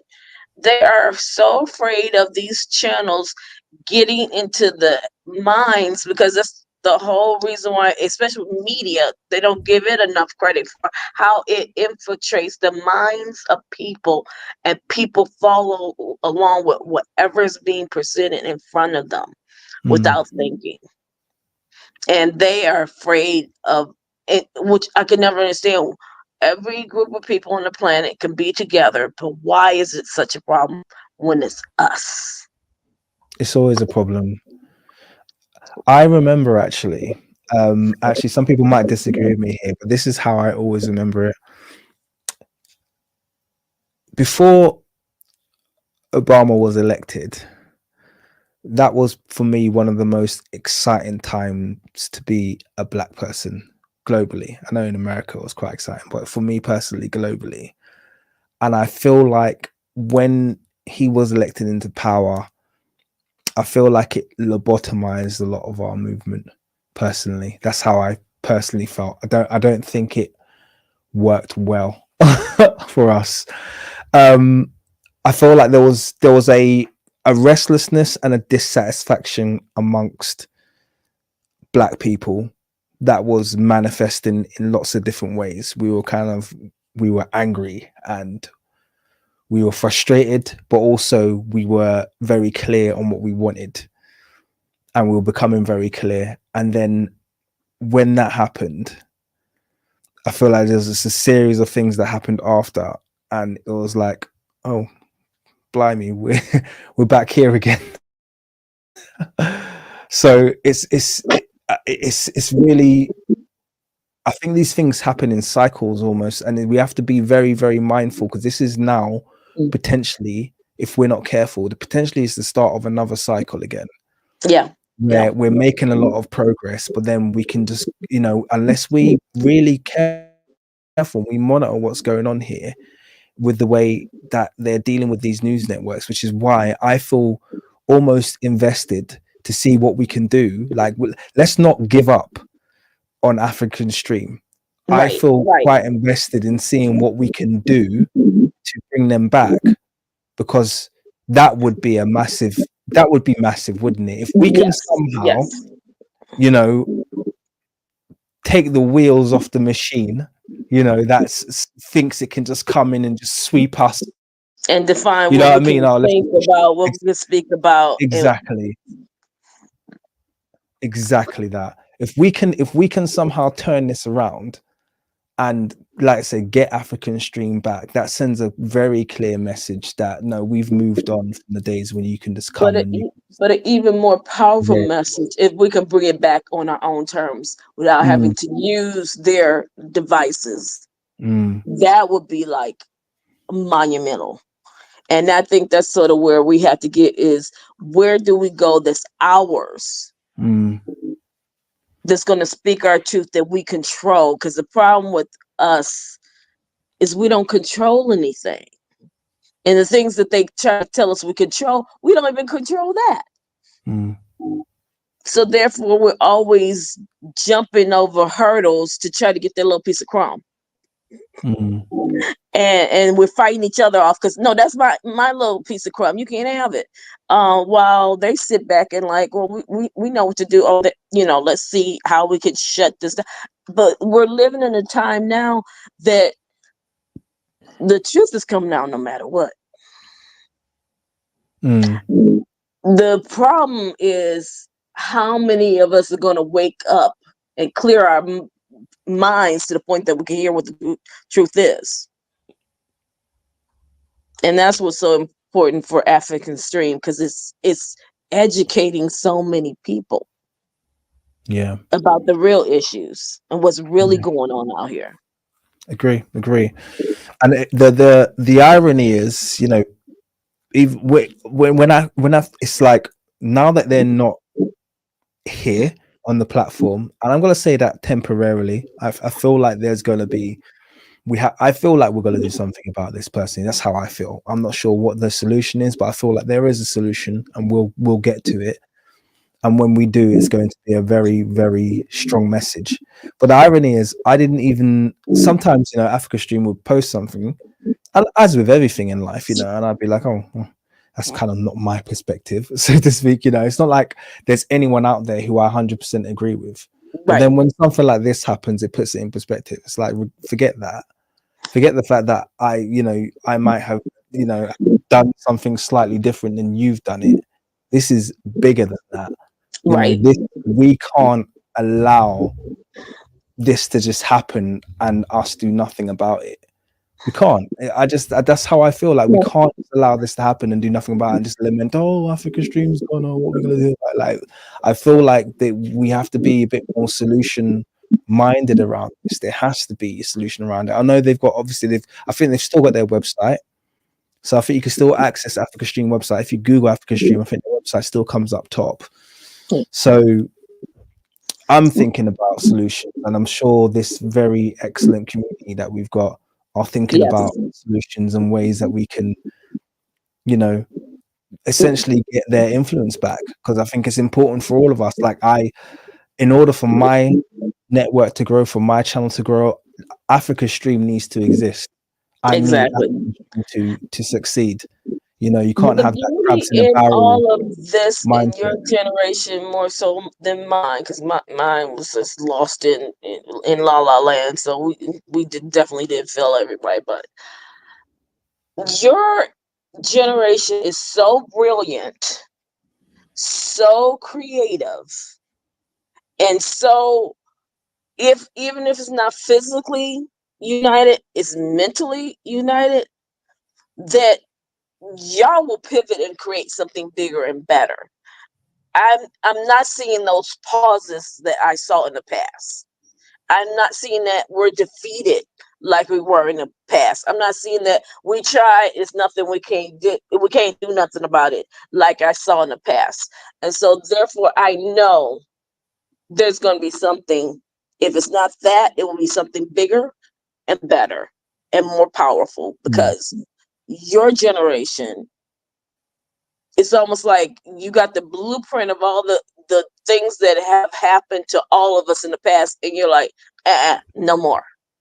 And I have to bow down to you guys, because we have to fight this fight together, you know, because what African Streams represent more than just being an African voice. They never do nothing without having 5 plays around it. You shut this down, anybody coming out saying something that they don't like, they would use the same technique to take them down as well. So they're using it as an example. And also, I think, just on that note, just to jump in really quickly on that note, they are monitoring our reaction as well. Oh, always. And that's the thing. And I think sometimes we miss that. Sometimes they do something and they're monitoring our response. And if your response is like going back to 2020, when the whole thing happened, which I'm not going to mention what happened in 2020. Right. They monitored our response. That's what it was. And they do little things, and they'd say, okay, let's see how they respond to this. Oh, they were okay with that, then they're gonna be okay with this, and then they do the next thing. And before you knew it, everyone was at home, faces covered, locking their own kids in their bedroom. You know, feeding their kids through a crack in the wall. You know, that's how crazy it had become. But that's because they feed it out there, and then they monitor. They see, let's see how far we can push it. And this is one of the reasons why I feel like, irrespective of, even if we've got a very clear plan, there has to be pushback. They have to feel something here. They have to feel some kind of a resistance to this. We can't make it too easy for them. Otherwise, if it's easy, then they're just going to do it again. In fact, they was allowed to let's just get rid of all Black history. Let's get rid of all Pan-Africanism, everything gone. No one's gonna care. You know, they could do, that's what they'll do. So we can't make it too easy for them. No, but we also have to understand, everything you say, everything you do is being recorded. It always has So, been. so you got to get used to that concept that Yeah. what I'm speaking is someone else is going to be looking at this. So we have to, react accordingly, because again, it's not like back in the day where, like we had private conversations. And I'm not even talking about the YouTube or African Stream or whatever, social media. Everything you walk down the street, you got cameras on you with microphones on it. So we're living in an age where our civil liberties are literally disappearing. And because it's so subtle, a lot of people are not aware of the impact or ramifications of it until it's going to be, because again, it's almost like we've been all forced into a police state. But because, like you haven't talked about the caste system, well, I'm not like them. Well, we all are like them. None of us have truly in this world, the way it's set up, have true freedom to do and think and act the way they want to physically act. Everybody has to conform to whatever, whether you're American, British, whatever other country you go to, you have to conform. So is that freedom? No, that's not. But people don't think about it because they tell you, well, but you're better than that group, or look at where you live, or your zip code, or you can get on this plane, and you think I'm better. But in all actuality, with the swipe of a slide of a little button on a mobile app, that could change in a second. Yeah, very true. All right, I'm gonna let the video play a bit more. Fingers crossed we'll try and get to the end of it before we get to 2 hours on the live stream, which is when I'd like to close out. So got about another 25 minutes left, but I'm gonna let the video play. The viewers are using mobile phone in any case. They are not using huge TVs to watch this content. So you don't even need a very expensive camera to make content on YouTube or TikTok. You don't need a lot of money. You can use your iPhone or your Android. You put it on a tripod, sit in front of it, mount some light on the ceiling and start talking. You make a podcast that way. You don't need Russia Today or the RT to give you money to do that. And then after you create that video, you just need a Node XUK or X Japan laptop. Edit that video on it, upload it. That's what it is. You can do that. Anyone is doing that. Everyone is doing that. You don't need money from Russia, but they want to tell the world that the reason why African Stream is so popular was because Russia Today was giving them money, which is not true. Now, why was African Stream deleted? Because they made two stories on Gaza, right? And when they made the two stories on Gaza, they were exposing the Israeli regime and Netanyahu. And Antony Blinken, this man you can see here, he's the Secretary of State of the United States, which is like the foreign minister of the US. But he holds two nationalities and two passports. He's an Israeli, he's a Jew, so he's an Israeli. He's also an American. But he's an Israeli first before he becomes American. So his interest in that office is first of all to do the bidding of the Israeli or Netanyahu before he thinks of doing the work in the United States. So he starts in the morning as an Israeli, and then later in the evening he ends as an American. See, that there is very interesting. So the allegation there is that Africa Stream was shut down because of their coverage on what was taking place in where between the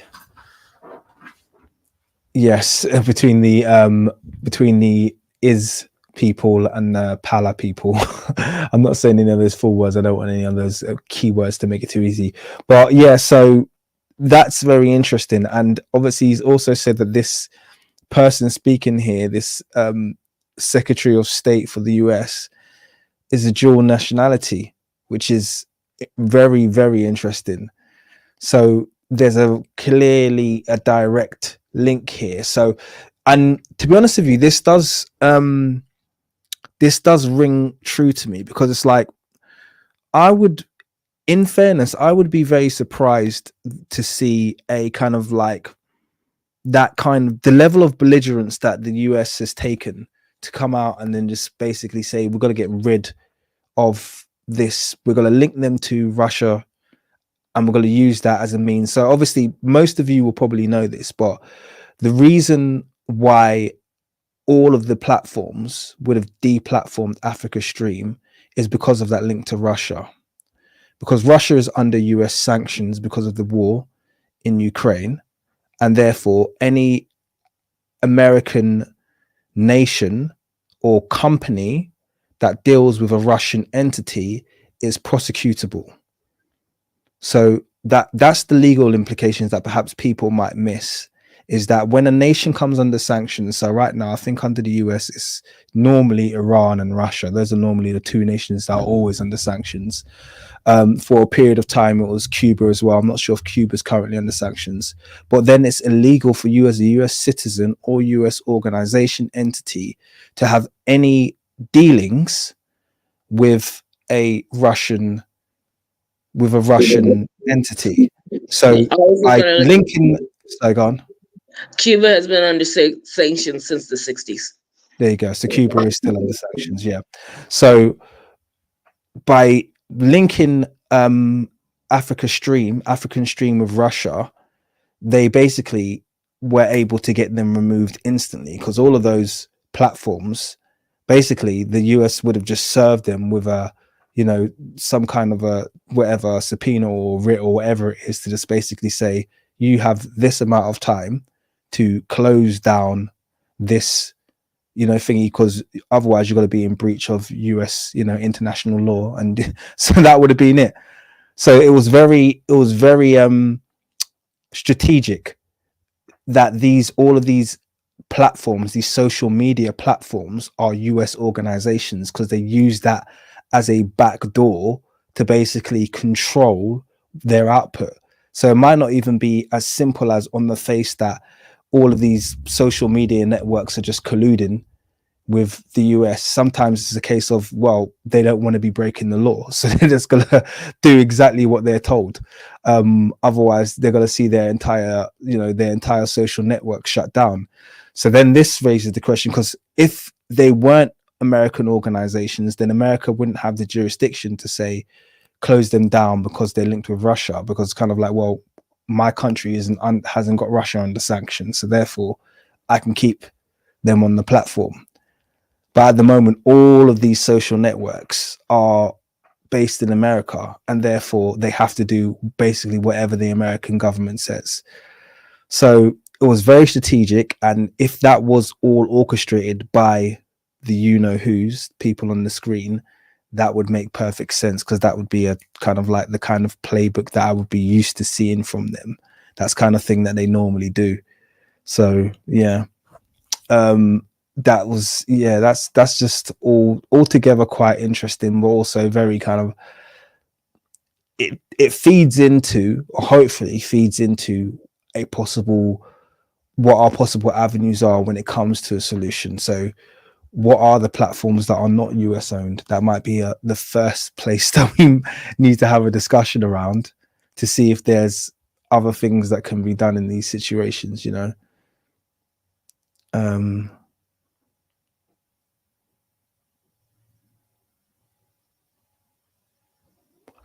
Let's carry on.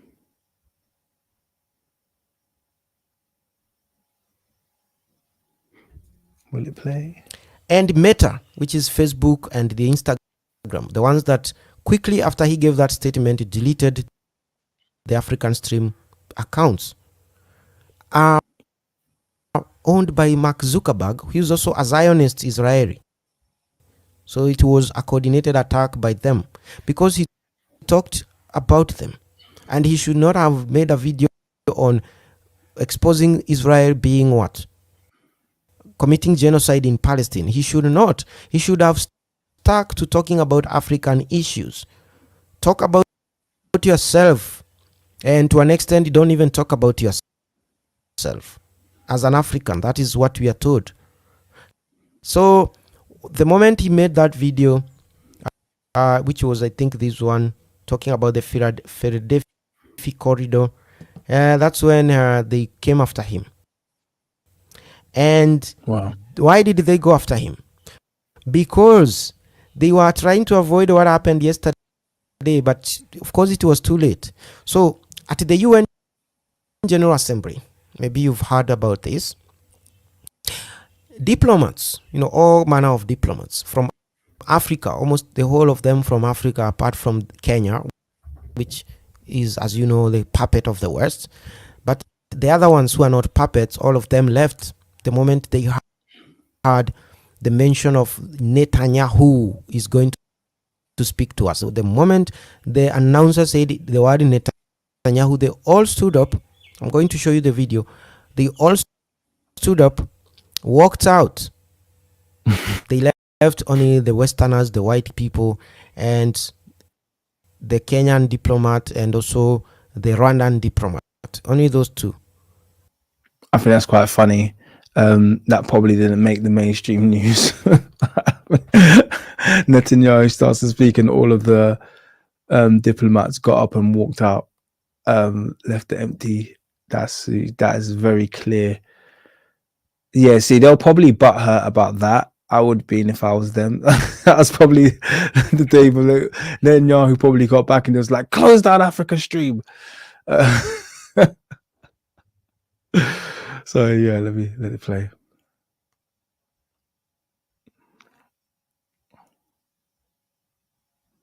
And all other countries in Africa, Zambia, South Africa, Namibia, Ethiopia, all of them left. Senegal, the whole of West Africa left. And the Arab world, all the Arab world left. And the Asian world, all of them left, including China. And the Southern American, Colombia left, was not even there. They left. Brazil left. Everyone left. It was just smaller countries like Estonia and those tiny ones in Europe. And of course, the few puppets in Africa. So they were. And sorry, just to add to this, knowing the arrogance of that man, and also that kind of like knowing the amount of power that nation has yielded for such a long time and how much they love yielding that power, this must have been really humbling for him. I have to say, this was very satisfying to watch. I'm not gonna lie, that was quite satisfying to watch. Oh man. Are trying to avoid that, hoping that. So the accusation is that they are being accused of spreading misinformation to African viewers. So one of the cases, so one of the NBC, a journalist, this one here, one of the. There's always one, isn't there? They always find some. Yeah, they always find some skin folk to come on there and to do their bidding. It's yeah, there's always one. The house Negro they have there wrote an article claiming that African Stream was pulled down because of allegation of spreading misinformation targeting black audience. He never cited any evidence to show which video or content was targeting or spreading misinformation or reporting things that are not true. He was asked in an email. Of course, he didn't have the answers. You can go to this website, African Stream, and you find the article there. Because he's a house Negro, he was told by his boss, who probably is another Israeli, to write it. So we also have to be slow on our brothers when they are doing their house Negro job. We just have to understand them. They have to pay the bills. They have taken mortgages. They have to pay the bills. So, but the point is that African Pan-African YouTube channels are under attack, and it's not the first time. They started about 5 years ago during the lockdown.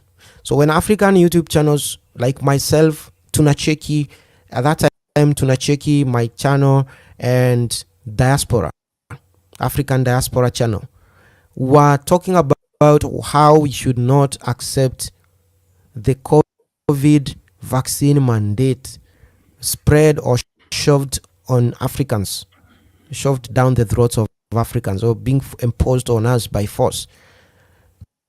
And they came after us. First of all, they demonetized my channel. They also did the same with Africa Tuna. So this guy speaking right now, obviously, my respect levels for him has just gone through the roof with that, because what you saw a load of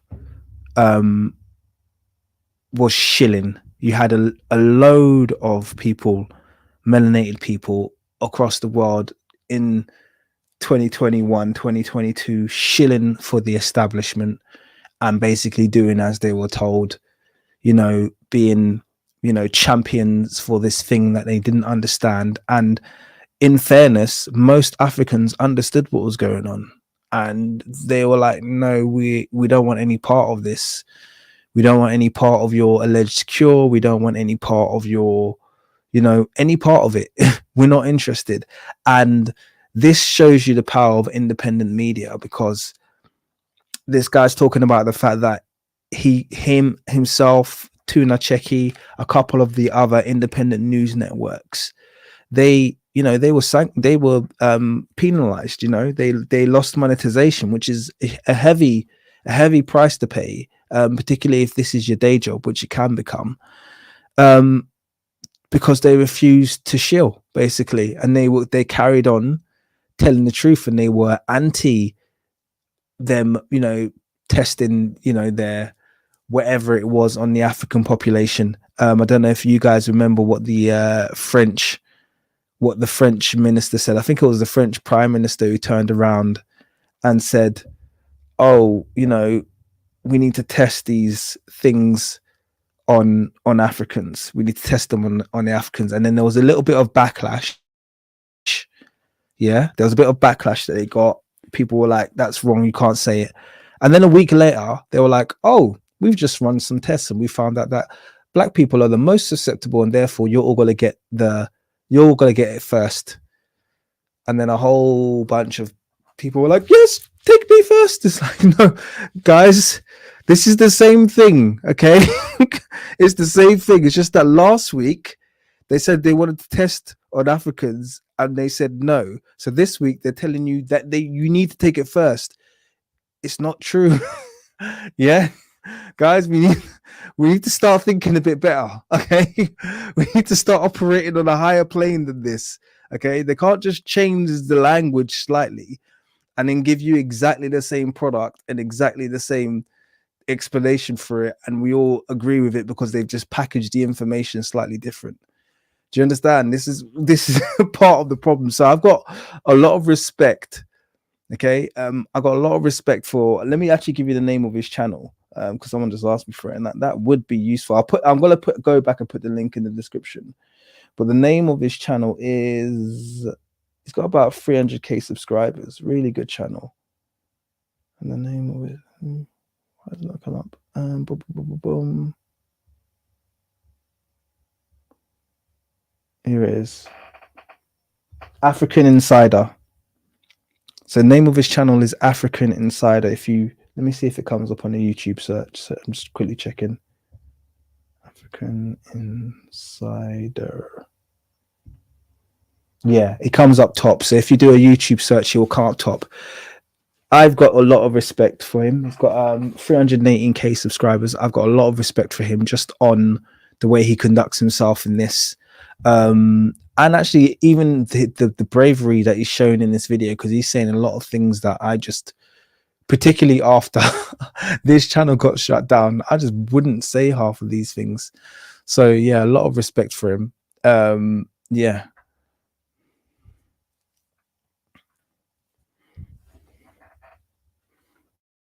Cheki. They also went after African diaspora and others, like Dr.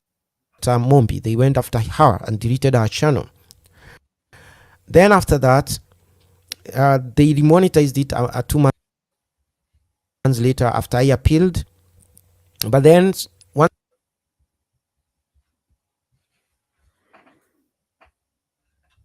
it's pausing again. I made a video again on Israel, I think they came after me again. They removed it without an explanation. I involved a lawyer. They quickly returned it. The third time they came after me when the conflict in Russia started. We made a video on what is happening when they were forcing African people to not go to. They were chasing them away from those trains. They were trying, the students, mostly from Kenya and Nigeria who are in Ukraine, were not allowed to use the trains to get out of the country. Some of them actually were being forced to join the army. Yeah, I need to talk about this one really quickly because this is one that really, really ticked me off. So I've not ever got involved in the Russia versus Ukraine thing. I've never been pro either of them. You know, if I'm going to be totally honest with you, I don't really care that much, and that's just me being totally honest. I'm not going to lie. It's got nothing to do with me. And there's plenty of conflicts going on in that throughout the world that people don't bat an eyelid for, and this wasn't one that I was gonna lose any sleep over. This is, you know, this is just not. I'm just gonna be totally honest with you. Now, when I did get really irritated was in the midst of this conflict, and this is one of the reasons why I didn't care in the first place, because of the part of the world it is in. I know what those people are like towards people like me. So if people on both sides of the fence hate people like me for no reason, and then they get into a situation where they start unaliving each other, why the hell am I gonna care? You know, if the KKK get into a fight with the British National Party, with the BNP, and they start shooting each other in the street, I'm not going to be like, oh no, BNP members are dying. Oh my God, 5 KKK members got shot yesterday. I'm not going to give a crap.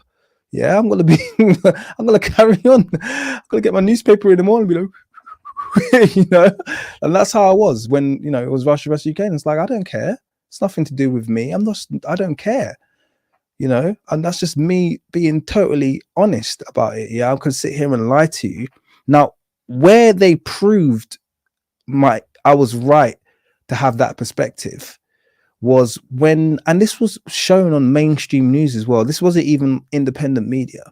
It was shown on mainstream news that in the Ukraine, they weren't letting Africans leave.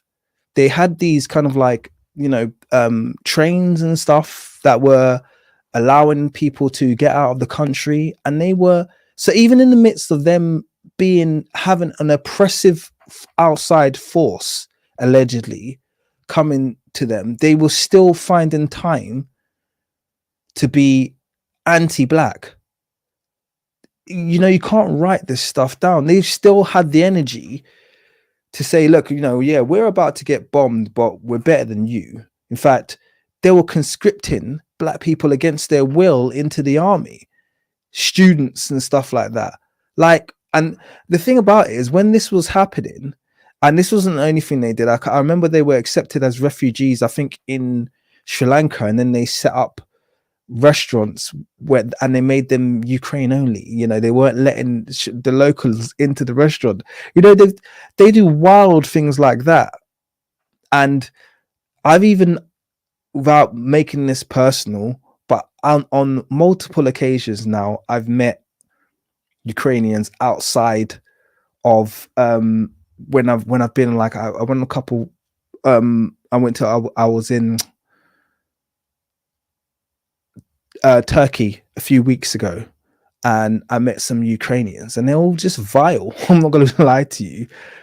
And I just, like, you know, I'm just being real. Like, I don't care. I really, really do not care for that part of the world. I don't.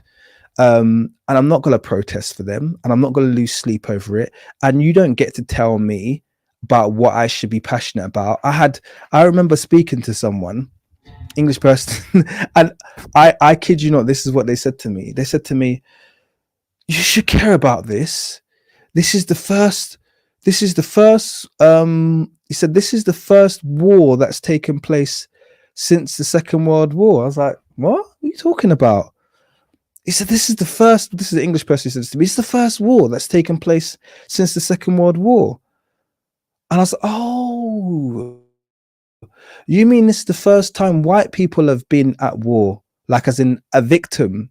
This is the first time white people have been a victim of war. That's what he meant to say, but he didn't want to say it. So he said, this is the first war. And this is what they were saying in the media. The first war on European soil, or the first war since the Second World War. It's like, do you realize that, like, you're right now, you've got troops in Afghanistan, yeah, Iraq, yeah, you killed 2 million over there, Libya, Somalia, which is one of the reasons why you've shut down African Stream. Do you know how many nations across the world right now, literally right now, you are killing people in, and you're talking about that this is the first war, and I must care about this? I'll be honest with you, I could give you a list of things that I care for more than that conflict. Yeah. And two of them are Netflix shows. I don't even like Netflix. Yeah. So please, all due respect, don't tell me what I need to care about, and don't tell me to care for a region of the earth that literally mistreats my people even when they're being oppressed.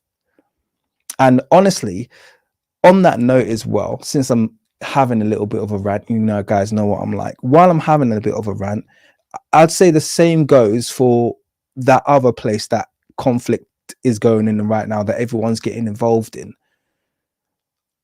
I want to see your energy, because once again, when Libya was taking place, I remember that part of the world was very anti-Africa. In fact, the entire Arabian Peninsula was celebrating when Libya was being invaded, because they were going to get rid of that filthy African leader, that African rat that they hated. That's what they used to call him, the African rat. Oh, we're going to get rid of the African rat, and we're going to empower an Islamic Muslim leader. Yeah, that's what that region of the world was saying. So I don't forget stuff like that. I'm always like, keep that energy, because when the guns and when the conflict is turned on you, I want to see, do you have the ability to be pro-black, or are you still going to be anti-black? Because a lot of these people who we're marching in the street for, they're anti-black. You guys have got, like, that's just me personally. Like, I can't give my energy to people who are anti-black. I need to know that you're about it. If I'm, marching for you, yeah, and then I do a Black Egypt post and you're like, this ain't your history, blah, blah, blah, blah. Oh, cool, you're anti-black. Cool. Then please keep your flag to yourself. Yeah. I ain't trying to support you. Yeah. I ain't trying to support you. Like, we have to, like, I'm sorry, but I've only got a limited amount of energy, and I have to give it to people that I know do not hate me. I have to give it to people that I know do not hate my children. Yeah, I can't give my energy to every injustice in this world. On the very smallest level, you have to be in support of me and my children. Yeah, you have to be in support of my people. If you can't do that, then you're not getting my energy. 100%. I'm sorry, you're not getting it. And I know that's not the most PC thing to say, but it's as real as I can be. Yeah, we can't be giving our energy to these people that have no care for us. Let them show that they're about it. Let them show that they support us. Let them show that they're cool. Yeah. And when they show that they're pro our position, yeah, that's when you're going to get our support. Until then, you won't. I'll withhold it. I'll keep it moving. Yeah. That's just me. When we made that story, they demonetized me and I think the others. But then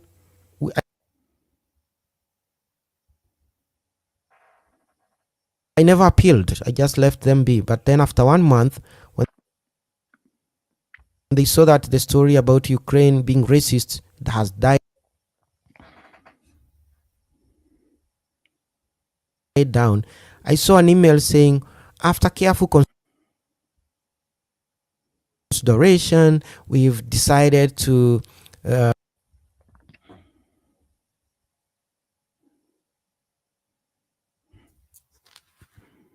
what they say, we've decided to reinstate you back to. The pauses are a bit too much now. I'm gonna pause it. The stream is dying a slow death. Big thank you, Darius. Said you're bringing fire. Thank you, sir. I'm glad you weren't offended by my rant. You know, I go off on one every now and then, but yeah, appreciate that very much. So my stream is dying, but I have actually reached the 2-hour mark anyway, and I think I've pretty much reached the end of the video. I hope it's kind of giving you some insight into the entire situation with African Stream. Like I said, I'm not massively immersed in the geopolitical world, but I do know that African Stream plays a major and important role in kind of progressing everything. You know, we can't, it's a joint effort. We need to see growth, and the growth of these kind of African news networks goes hand in hand with the growth of our history networks and our education resources. All of these things need to grow side by side. So we really do have to take some stock and to take some responsibility into seeing what we can do about regaining that kind of lost arm, because that's what it is. We've kind of lost a limb there with Africa Stream going down. So what can we do to help them, to reinstate them? Because I feel like we have to move as a unit and, you know, start flexing our power. I haven't got the solution as to how we do that, but let's start. At least us having this live stream at least is the start of the conversation. If anyone from Africa Stream is on here, hit me up, you know, message me, private message me. I would love to get you on an interview. Maybe you've got the solution. Maybe you can tell us what you think the next step is, or if anyone's got kind of a direct link to people on that channel. Tell them I'm more than happy to kind of host them on the channel, see what we can do about getting the getting that arm back and active in some state or another. BJ, thank you for joining me for the chat, and thank you for the $5 donation. It was lovely having you. It's always nice to meet new people. Yeshua, same to you as well. Thank you. So it's been a real pleasure having you on the show today. Yeah.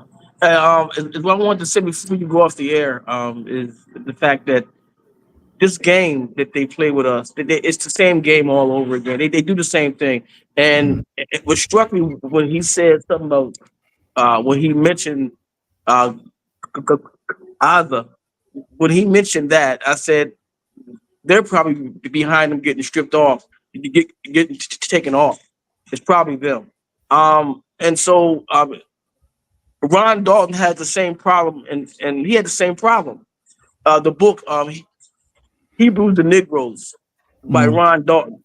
Don't you know in South Africa they banned that movie because of them, because they felt that it was anti-Semitism in that book, but there was no anti-Semitism in that book. So Ron Dalton, a black author who wrote the book, his book was banned in South Africa. And then he tried to go different places all throughout South Africa, in different places. They kept banning his movie, and they didn't want people to see this movie. So it's for some reason or other, they give these people a lot of power. And I've always had a theory behind that power. And I've always said because they are Europeans too.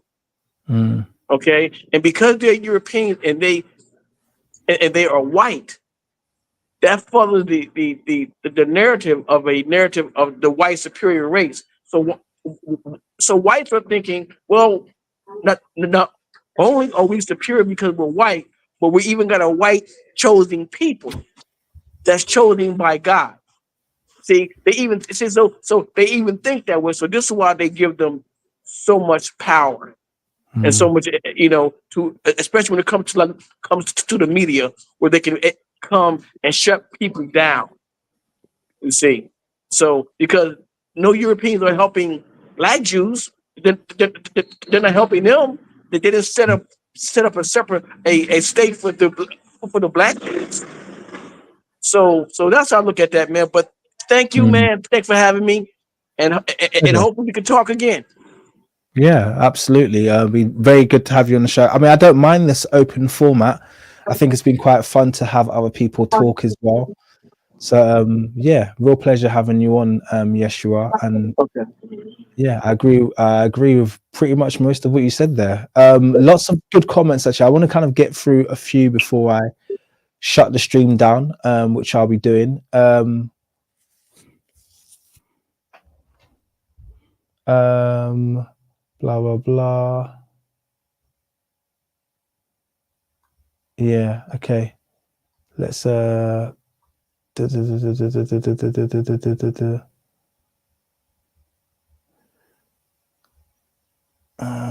trying to read something that's not too much.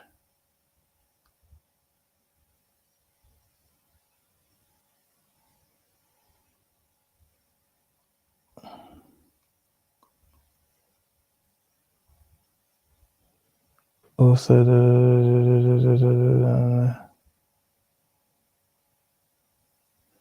yeah, that's loaded. This I'm going to show this one really quickly. She's they've said the North African states are pushing the narrative there were no Black people in those states before the trans-Saharan slave trade, which is a lie. The reason I put that one on the screen is because actually, as you guys know, or actually may or may not know, I've just posted an update today, basically saying that I'm going to be responding some point in this coming week to Metatron's video about the Moors. So Metatron's done a video about the Moors.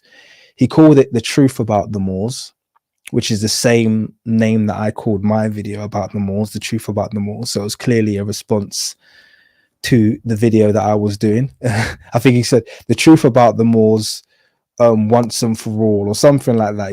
He put a little tag at the end, but it was clearly a response to my video. So I'm going to be responding to it.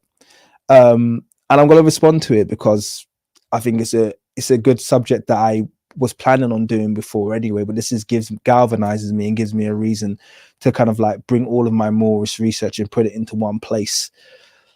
The reason I mentioned this statement that you've just said here is because I'll be addressing this very thing, this lie about the fact that Black people in North Africa needs to be explained by slavery, which is absolutely ridiculous, as though North Africa was white, and when there's historical evidence and mountains of it that pretty much all of the light skinned, when I say light skin, I mean the pale skinned people in North Africa are there as a result of slavery.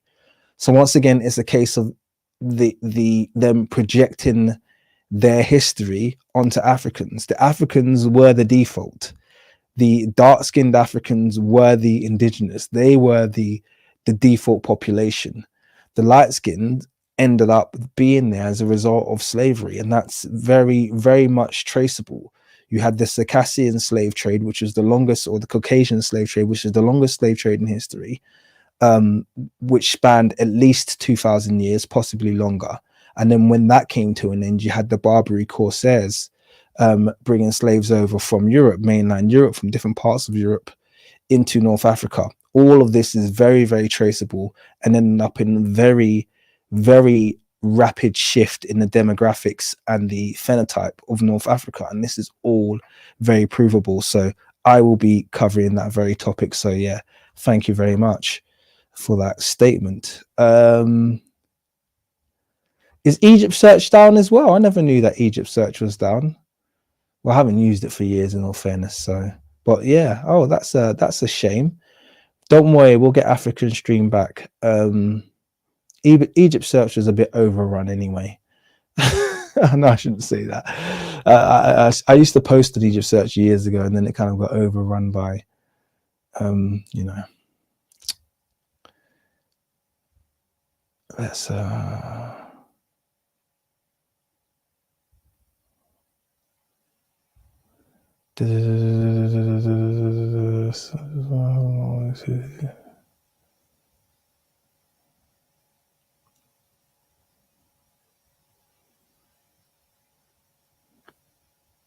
interesting. So I'm just looking for a comment to respond to that isn't too loaded. You guys are masters of loaded comments, man. I'm just looking for something light to dive into.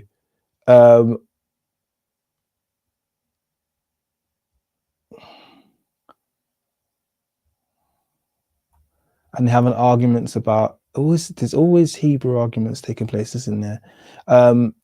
Thank you. Another donation, $5 donation, says you need to get mobbed up with the new black media. They can promote your material because the suppress are dinging your channel. Yeah, I know my channel's heavily suppressed, by the way. I think you guys all know that, by the way. You know what's crazy? There's some videos I post now where literally in the first 2 or 3 days, they'll just literally, my views will just go shh, and then I know it's inevitable. I literally wake up and I go, I think today's the day, and I wake up and that's it. That's the last. Like, I know it's hit its last view, and YouTube is not going to show it to anyone.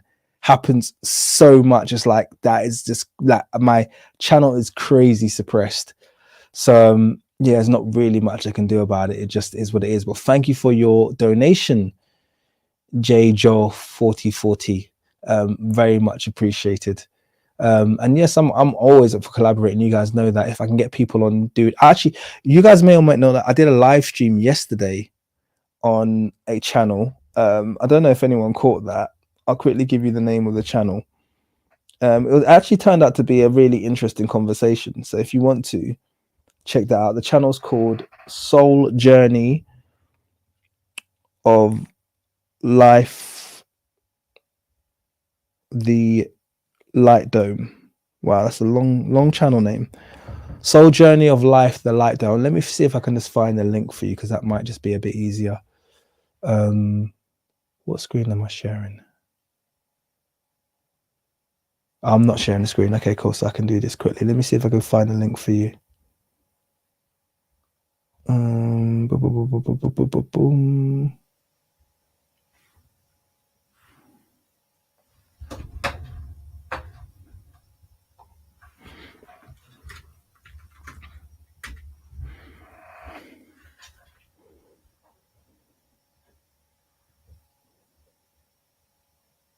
Give me 1 second, guys. I just want to give you a link so you can all check this out. Share, copy link. There we go. All right, so I'm just popping a link in the chat now. So feel free to check that out as a live stream I did yesterday. It was actually really enjoyable. So yeah, feel free to check that out.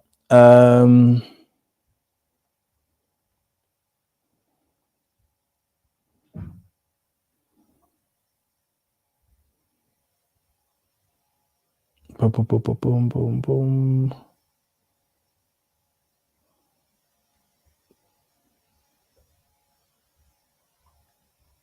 A nice little argument going on in the chat. Don't want to get involved in it.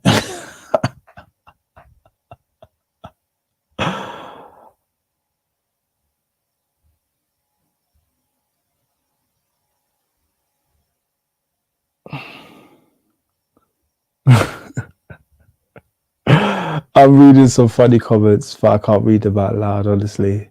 You guys are funny, though, I have to say. Guys are actually hilarious. Sat12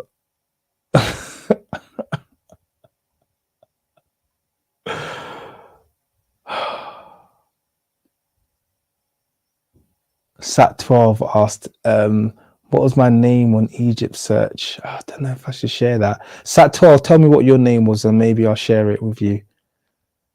Maybe I'll share it after you share yours. Yeah.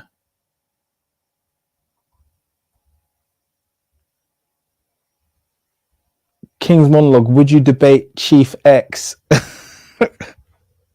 Chief X would never debate me. I'd gladly debate Chief.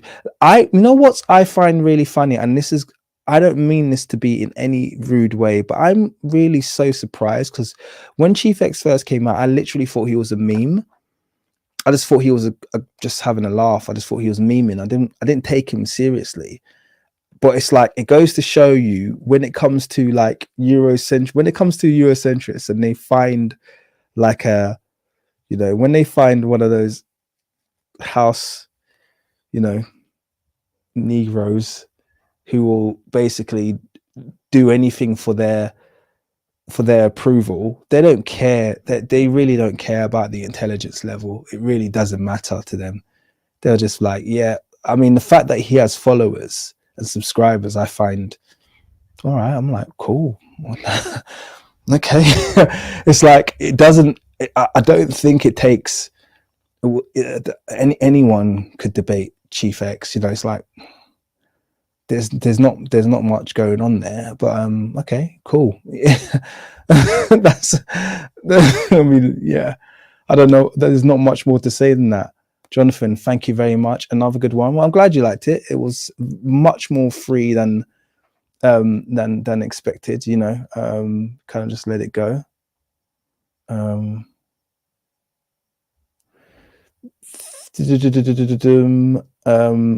If he wants to debate me, I'll gladly do that. So I don't want to prepare for that one. Yeah, I don't think he even takes it that seriously, to be honest with you.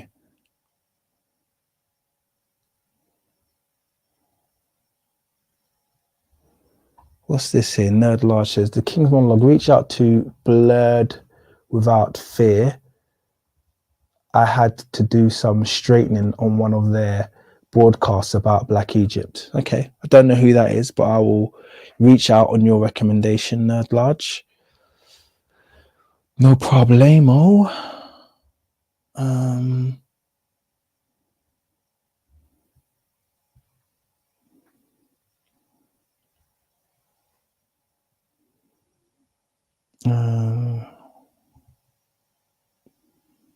I think I'm gonna call it a day now. Mind over matter. Okay, all right. So since you told me, I tell you, my name was Nama Menes. I didn't post that much, but I don't know if that rings a bell. But that was my name. So yeah, there you go. That was me. I think my account was like, yeah, really old. But I met some good people on there, that platform. I met and actually that platform, there was a character on there called Egmont Codfried, and he's the one that introduced me to the idea of black nobility, which sounded crazy back then, and now doesn't sound so crazy because everyone knows kind of knows that it's true, and now it's kind of like a case of digging up more evidence for it. But yeah, there you go. That's the kind of things that you can. I went back when I used to post on Egypt Search. I think even what's this face used to post on there. There are a lot of people. I saw Imhotep used to post on there. Loads of people. Can't remember, but loads of people kind of like you who are in the space now doing different things. We're all there at some point. I think there was that Mike guy who runs the Real History www website. So yeah, there you go.